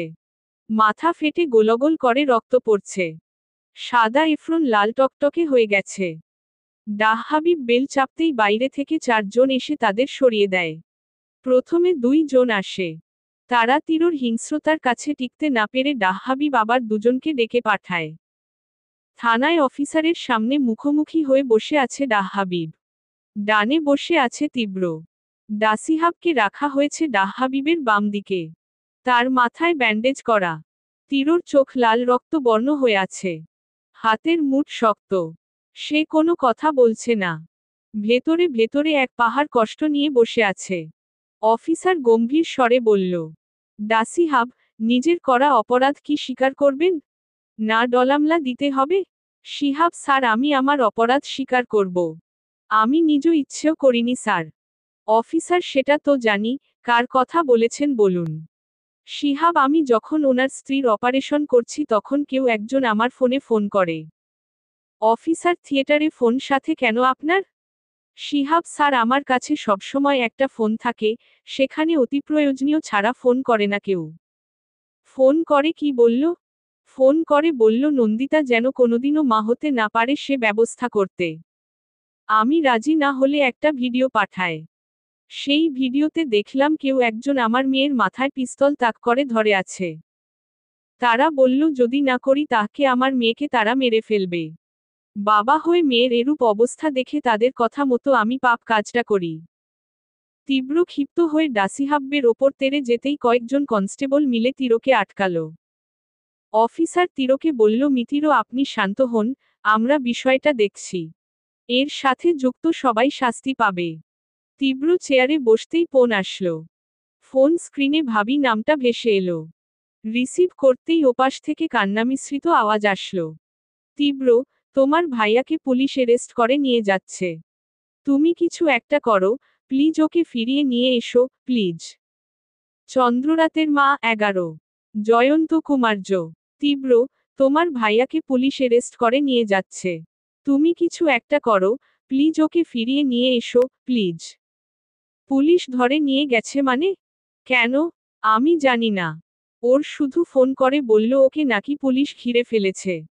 তারপর হঠাৎ ফোনটা কেটে গেল। তারপর ফোন করলাম, ফোন বন্ধ। ভাইয়াকে পুলিশ কেন ঘিরে ধরবে? কি এমন করেছে ভাইয়া? আচ্ছা, তুমি চিন্তা করিও না, আমি দেখছি। প্লিজ কিছু একটা করো, আমার খুব টেনশন হচ্ছে। কি হয় আমায় জানাও প্লিজ, আমি অপেক্ষা করে থাকব। তীব্র চেয়ার ছেড়ে উঠে থানা থেকে বের হতেই হতভম্ব হয়ে গেল। পুলিশের জিপ এসে থানার সামনে থামল। সেখান থেকে ভাইয়া নামছে। হাতে হাত করা, পরনে শর্ট প্যান্ট। একজন পুলিশ তার গেঞ্জি ধরে টানতে টানতে ভেতরে নিয়ে আসছে। তীব্র হাত তুলে বাধা দিল। পুলিশ গেঞ্জি ছেড়ে দিল। তীব্র অফিসারের সামনে বসে আছে। একেই তো তার একটা সমস্যা নিয়ে কথা হচ্ছে, তার মধ্যে ভাইয়া। যে পুলিশ তাকে ধরে নিয়ে এসেছে তিনি অফিসারকে বলল, স্যার, আবাসিক হোটেল থেকে এনারে নিয়ে এসেছি। ব্যাটায় একটা। বাকিটুকু বলতেই অফিসার হাতের ইশারায় থামতে বলল। তীরর বুঝতে বাকি রইল না কেন তার ভাইয়াকে থানায় নেওয়া হয়েছে। লক্ষ্য করল ভাইয়ার দিকে তাকাতেই চোখ সরিয়ে নিচ্ছে। মনে মনে লজ্জা, ভয় তাকে ঘিরে ধরেছে। তীরর মনে মনে ঘৃণা হতে লাগল। অফিসার হাতের ইশারায় তাকে লোকাপে ঢুকাতে বলল। তীব্র কিছু বলল না। অফিসার ডাসিহাবের দিকে তাকিয়ে বললেন, আপনি থামলেন কেন? বলুন, শুরু করুন। ডাসিহাব স্যার, যা বললাম সব সত্যি। আপনি চাইলে আমার ফোন চেক করে দেখতে পারেন। সেই দিনের ভিডিওটা আমি সেভ করে রেখেছিলাম। বলেই ফোনটা অফিসারের কাছে এগিয়ে দিল ডাসিহাব। অফিসার কিছুক্ষণ ফোনে সব চেক করল। তারপর বলল, মানলাম আপনাকে বাধ্য করা হয়েছে, কিন্তু সে জন্য আপনি আইনের সাহায্য নিতেন, নইলে প্রয়োজনে মিথ্যে বলতেন। সে এসে তো দেখতো না যে নাড়িটা কেটেছেন কিনা। স্যার, আমি ভয় পেয়ে গিয়েছিলাম। একমাত্র মেয়ে, অনেক ভালোবাসি আমি। যদি পরে জানতে পারে আমি কাজটা করিনি, তাহলে আবার যদি আমার মেয়ের ক্ষতি করে দেয় এই ভয়ে আমি কাজটা করেছি স্যার। আমি পাপ করেছি স্যার, আমার শাস্তি আমি মাথা পেতে নিব। তীব্র, অফিসার, আমি ভিডিওটা কি দেখতে পারি? Officer, sure. তীব্র ভিডিওটা ওপেন করতেই চমকে উঠল। আরে, এই ভিডিওটা তো ভাইয়ার সেই পেনড্রাইভে দেখেছিলাম যখন নন্দিতার অপারেশন হয় তখন। তার মানে এসবের পেছনে ভাইয়ার হাত আছে? কেনই বা সে এসব করতে যাবে? তীরর নিজের ভাই যে তার এত বড় ক্ষতি সে করতে পারে এটা সে স্বপ্নেও ভাবেনি। বোবটের মতো ফোনটা টেবিলে রাখল। লোকাপের দিকে তাকাতেই তীরকে দেখে ওর ভাইয়া চোখ সরিয়ে নেয়। তীরর ইচ্ছে করছে তার ভাইয়াকে উচিত শিক্ষা দিতে, কিন্তু সে সেটা পারবে না। মনে মনে ভাইয়ার মুখে থুথু দিল। তখনই ফোনটা আবার বেজে উঠল। তীব্র রিসিভ করল না। পরপর কয়েকবার বাজতেই তীব্র রিসিভ করে রাগী কণ্ঠে বলল, কি হয়েছে? রিসিভ করছি না দেখেও বারবার ফোন দেওয়ার কি আছে? তীব্র, কি হয়েছে?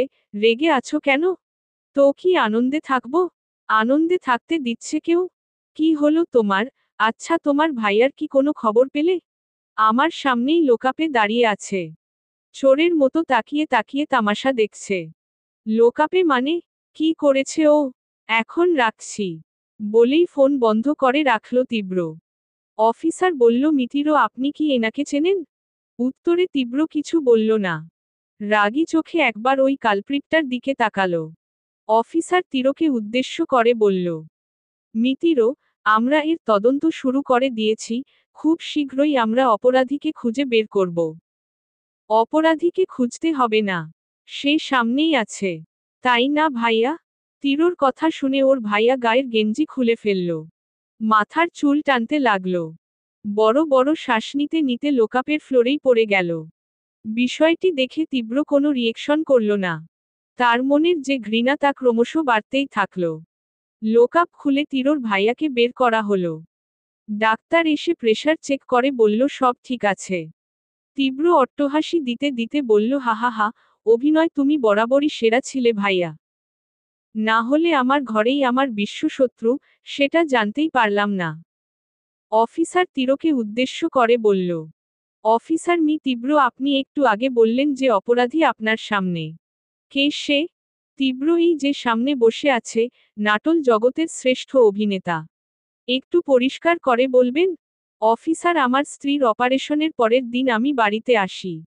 ওর জন্য স্যুপ করে আর একটু বিশ্রামের জন্য। তখন কোনো কারণে ওর ঘরের লকারে একটা পেনড্রাইভ পাই। সেখানে এই ভিডিওটা পেয়েছিলাম। যখন এই কালপ্রিটটাকে বললাম এটা কিসের ভিডিও, তখন বলল এটা নাকি তার নতুন একটা সিরিজের কনসেপ্ট। তীব্র ওর ভাইয়াকে উদ্দেশ্য করে বলে, ভাইয়া, তোমায় আমার অভিভাবক মানতাম। ভাবতাম তুমি তো আমার আপন মানুষগুলির মধ্যে একজন। আর সেই তুমিই আমার সাথে এরকম একটা জঘন্য কাজ করতে পারলে? আমায় মাফ করে দে তীব্র। আমি অন্ধ হয়ে গিয়েছিলাম। তোর প্রতি প্রতিশোধ নিতেই আমি এরকম একটা কাজ করেছি। একটা অপরাধ ঢাকতে গিয়ে অনেক অপরাধে জড়িয়ে গেছি। কি?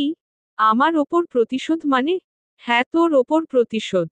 মিহিতা যে তোর প্রেমিকা ছিল সেটা আমায় আগে বলেছিলি? হঠাৎ এসব বিষয়ে কেন? বিয়ের পর থেকেই মিহিতা আমার থেকে দূরে দূরে থাকত। আমি কারণটা জানতাম না। আর যখন জানলাম যে তুই আমার জীবন নিয়ে ছেলে ফেলা করেছিস তখন আমি এরকমটা করি। এই সামান্য কারণে তুমি এত বড় পাপ করেছ আমার সাথে? আমার ক্ষমা করে দে তীব্র, আমার মাফ করে দে। বলেই তীরর পা জড়িয়ে ধরল। তীব্র ঝটকা দিয়ে পা ছাড়িয়ে নিল। কর্কশ স্বরে বলল, যে মেয়েকে নিয়ে হোটেলে গেলে, সেটাকে? রাস্তায় যারা রংচং মেখে থাকে তারা নিশ্চয়ই? ও একজন কো-আর্টিস্ট। একসাথে আমরা কাজ করি। কাজ করতে করতে আমাদের মধ্যে ভালোলাগার সম্পর্ক তৈরি হয়। তারপর? চুপ, একদম চুপ। লজ্জা লাগছে না এসব বলতে? মুখে একটুও বাজছে না? ভাবিকে রেখে এসব করে বেড়াচ্ছ, চরিত্রহীন। আর তুই কি? দুধে ধোয়া তুলসী পাতা? মিহিতার সাথে তুই শারীরিক সম্পর্ক করিসনি? ওহহ, তাতে কোনো দোষ নেই তাই না? কি বললে? কে বলেছে তোমায় এসব কথা? বলো কে বলেছে? শার্টের কলার ধরে চেঁচিয়ে বলল। আমি নিজ চক্ষে দেখেছি। তোরা ওই পুরনো আসবাবপত্র রাখায় ঘরটায় সময় কাটাচ্ছিলি। সে ভিডিও আছে আমার কাছে। এটা যে মিহিতা করেছে তাকে ফাঁসানোর জন্য এটা বুঝতে পারল তীব্র। তবে কিছু বলল না, কারণ একসময় মিহিতা তার বিরুদ্ধে ষড়যন্ত্র করলেও এখন সে শুধরেছে। সত্যিটা সবার সামনে আসবেই। ওর সাথে যে আমার শারীরিক সম্পর্ক হয়নি এটা মিহিতা নিজের মুখেই স্বীকার করবে, এটা ভেবে চুপ করে রইল। তবে বেশিক্ষণ থাকতে পারল না। ঘৃণায় থানা থেকে বের হয়ে বাহিরের বটগাছটায় বসে রইল। একটা সিগারেট ধরালো। বেরিয়ে না আসলে হয়তো সে নিজেকে সামলে নিতে পারত না। নিজের ভাইয়াকেই রক্তাক্ত করে দিত। সিগারেট খেতে খেতে হঠাৎ একটা কথা মনে হয়। সিগারেটটা ফেলে দিয়ে দৌড়ে ভেতরে যায়। ওর ভাইয়ার শার্টের কলার ধরে গম্ভীর স্বরে বলল, আমার 2 সন্তানকে তুমিই শেষ করেছ তাই না? তীরুর কণ্ঠটা গম্ভীর হলেও সেখানে যে ওর ভাইয়াকে ভস্ম বানিয়ে দেওয়ার মতো এত পরিমাণ তেজ আছে সেটা ওর ভাইয়া বুঝতে পারল। নিচু স্বরে বলল, প্রথম সন্তানটা মৃত জন্ম দিয়েছিল। তারপরের সন্তানটা? তারপরেরটা কি? চন্দ্ররাতের মা, অন্তিম পর্ব। জয়ন্ত কুমার্য।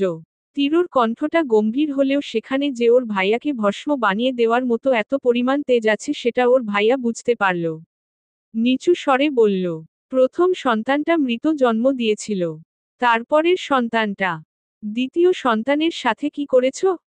যেদিন তোর দ্বিতীয় সন্তানটা হলো সেদিন নার্সকে টাকা দিয়ে মুখ বন্ধ করে বাচ্চাটাকে নিয়ে আমি রাতের অন্ধকারে বেরিয়ে পড়ি।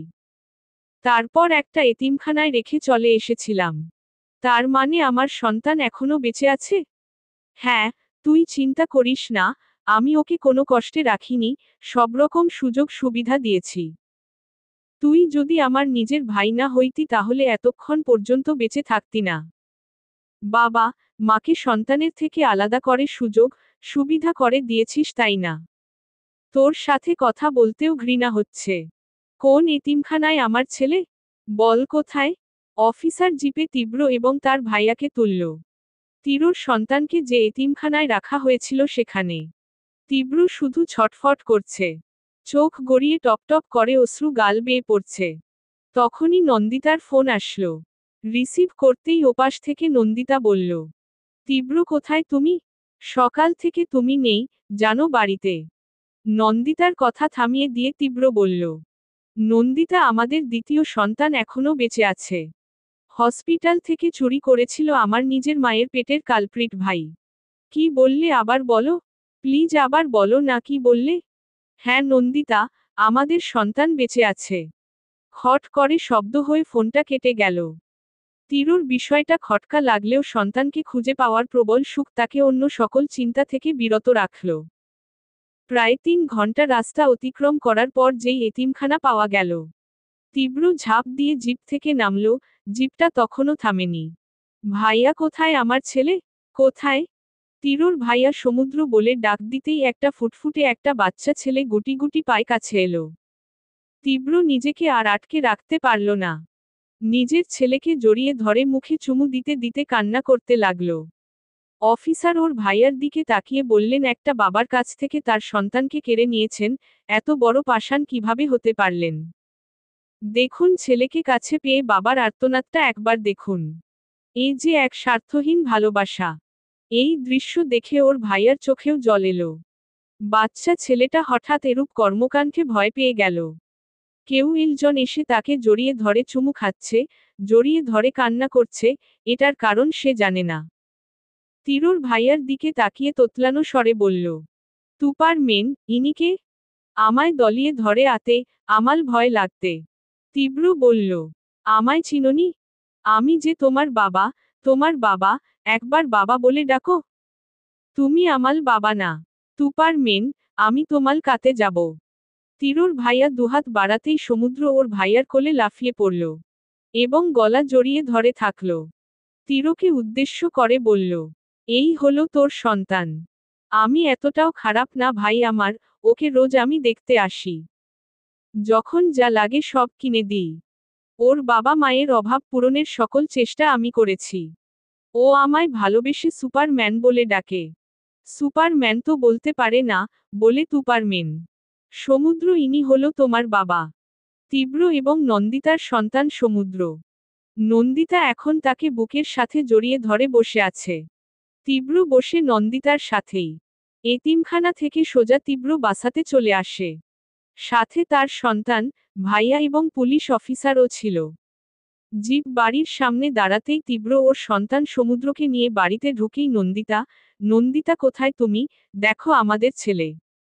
দেখবে না নিজের ছেলেকে, বলে ডাকতে ডাকতে সোফায় বসল।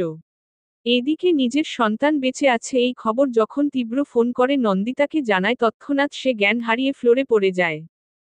এত বড় ধাক্কা সামলাতে পারেনি। কাজের মেয়েটা দেখতে পেল নন্দিতা ফ্লোরে পড়ে আছে। তারপর মাথায় জল ঢালার পর নন্দিতার শ্বশুর ডাক্তার ডাকলে নন্দিতাকে স্যালাইন দিয়ে রাখা হয়েছিল। জান ফিরতেই তীরর সেই নন্দিতা, নন্দিতা কোথায় তুমি, দেখো আমাদের ছেলে। দেখবে না নিজের ছেলেকে। কথাটা শুনে স্যালাইনের লাইনটা হাত থেকে ছুঁড়ে ফেলে দিয়ে পাগলের মতো নিচে ছুটতে থাকে। নিজের ছেলেকে দেখতে পেয়ে বুকে জড়িয়ে ধরে বসে আছে। কান্না করতে করতে তার চোখের জল শুকিয়ে গেছে। অফিসার তীরর ভাইয়াকে বলল, চলুন, আপনার শাস্তির এখনো অনেক বাকি।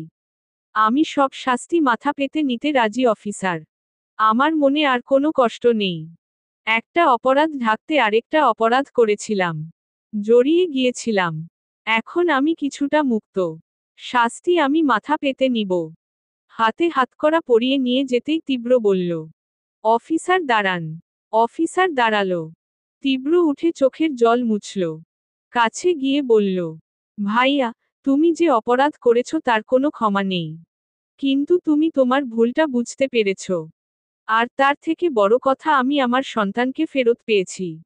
আজ যে আমার বড়ই খুশির দিন। এই দিনে আমি চাই না তোমার জন্য মিহিতা, বাবা, মা মনে মনে কষ্ট পাক। মানুষ ভুল করে তুমিও করেছ এবং ভুলটা বুঝতে পেরেছ। এটাই অনেক। যতই হোক, তুমি তে আমার ভাইয়া। ছোট থেকে তোমার আদরে বড় হয়েছি। কিভাবে তোমার শাস্তি দেখব বলো? ভাই আমার, একটু জড়িয়ে ধরতে দিবি তোর এই পাপী ভাইটাকে? তীরকে জড়িয়ে ধরে কান্না করছে। মিশেখর তার দুই ছেলেকেই জড়িয়ে ধরে তিনিও কান্না করছেন। আজ যে মান অভিমানের পালা শেষ হতে চলেছে। নিজের রক্তের সম্পর্কের ভাইকে রেখে তার সুখের দিনে যে একটা অপূর্ণতা রয়ে যাবেই। তাদের মান অভিমানের পালা দেখে অফিসার চোখের জল মুছে বলল, এমন ভালোবাসার সম্পর্ক আমি আগে কখনো দেখিনি। সত্যিই তো, এত অভিমান রেখে কি হবে? ভুলটা বুঝতে পেরে একসাথে থাকাই তো জীবন। আমরা বাঁচি বা কয়দিন? এই কটা দিন যদি হিংসা, অভিমান করেই চলে যায় তাহলে বেঁচে থাকার কোনো অর্থ হয় না। আপনাদের পরিবারের ব্যাপার আপনারা বুঝে নিন। আমি আসো তাহলে। তীব্র কোথায় যাচ্ছেন অফিসার, মিষ্টি মুখ করে যান। আজ আমার সবথেকে খুশির দিন। রাবেয়া বেগমকে বেজায় খুশি লাগছে আজ। তিনি অফিসারকে শুধু মিষ্টি খাইয়েই রেহাই দেননি। সাথে 5টা প্যাকেটে মিষ্টি দিয়েছে। নন্দিতাকে জড়িয়ে ধরে বলল, বৌমা, আমাকেও তুমি মাফ করে দিও, অনেক কথা শুনিয়েছি তোমায়। নন্দিতা উত্তরে বলল, মা কি বলছেন আপনি? আপনি তে মা, মা বলবে না তো কে বলবে? আমার নিজের মাকে তো ছেড়ে এসেছি, এখন আপনিই তে আমার আরেক মা। শেখর চৌধুরী আহ্লাদে গদগ্ধ হয়ে বললেন, কই আমার দাদুভাই, দাদুভাই চলো তো আমরা খেলি, তোমার জন্য কত শত খেলনা কিনে রেখেছি দেখবে চলো। সমুদ্র আনন্দে উৎফুল্ল হয়ে শেখর চৌধুরীর সাথে বাগানে গেল। সমুদ্র ব্যাট হাতে দাঁড়িয়ে আছে। বল করছে শেখর চৌধুরী। নন্দিতা সমুদ্রের হাত ব্যাটের সাথে ধরে আছে। ছোট বাচ্চাদের যেভাবে হাত ধরে ক্রিকেট খেলায় সেভাবে। আর তীব্র আছে স্টাম্পের পেছনে। রাবেয়া বেগম আশেপাশের সবাইকে মিষ্টি খাওয়াতে ব্যস্ত। তার মুখে যেন হাসি সরছেই না। শেখর চৌধুরী বল করলেন, নন্দিতা সমুদ্রের হাত দিয়ে ধরে থাকা ব্যাট দিয়ে বলে মারতেই বলটা উড়ে দূরে গিয়ে পড়ে। সমুদ্র খিলখিল করে হাসছে। তাকে জড়িয়ে ধরে হাসছে নন্দিতা। পাশে দাঁড়িয়ে চোখে টলমলে জল নিয়ে তীব্র তাকিয়ে আছে। শেখর চৌধুরী তীরর কাঁধে হাত রাখলেন। মা ছেলের এই ভালোবাসা উপভোগ করছে। মায়ের ভালোবাসা কত সুন্দর। সমুদ্র নন্দিতার দিকে তাকিয়ে মিনমিনিয়ে বলল, তুমি দলিয়ে ধরলে আমার এত ভালো লাগে কেন? কেউ দলিয়ে ধরলে আমার এত ভালো লাগে না, কিন্তু তুমি দলিয়ে ধরলে আমার খুব ভালো লাগে। সন্তানের মুখে এরূপ কথা শুনে একটি মায়ের মনের অবস্থা কিরূপ হতে পারে সেটা বর্ণনা করা যায় না। এভাবেই দিন কাটতে লাগল। সমুদ্র এখন বড় হয়েছে। ক্লাস 2-এ পড়ে। একদিন স্কুল থেকে এসে দেখল তীব্র দাঁড়িয়ে সিগারেট খাচ্ছে। এটা দেখে কোনোরকমে ব্যাগটা রেখে রান্নাঘর থেকে নন্দিতার হাত ধরে টানতে টানতে ওপরে তীব্রর পাশে নিয়ে এসে বলল, বাবাই, দেখো মাকে নিয়ে এসছি, লুকিয়ে লুকিয়ে খাও তাই না, এবার মজা বুঝবে। সমুদ্রের কথা শুনে তীব্র নন্দিতা দুজনই হাসছে। তীব্র সিগারেটটা ফেলে দিয়ে বলল, সরি বাবু, এই যে দেখো কান ধরছি, এই যে নাক মুলছি, আর কখনো এসব জিনিস ছুঁয়েও দেখব না, খুশি? খুব খুশি। সমুদ্রের এরূপ তোতলানো কথা শুনে তীব্র আর নন্দিতা আবারও হাসল। তীব্র সমুদ্রকে কোলে নিয়ে নন্দিতাকে জড়িয়ে ধরল। তাদের সুখের জীবন শুরু। একটা ছেলে ফিরে পেল তার পরিবার। বাবা, মা পেল তার সন্তান। আর কি চাই? এটাই কি যথেষ্ট নয়? সমাপ্ত।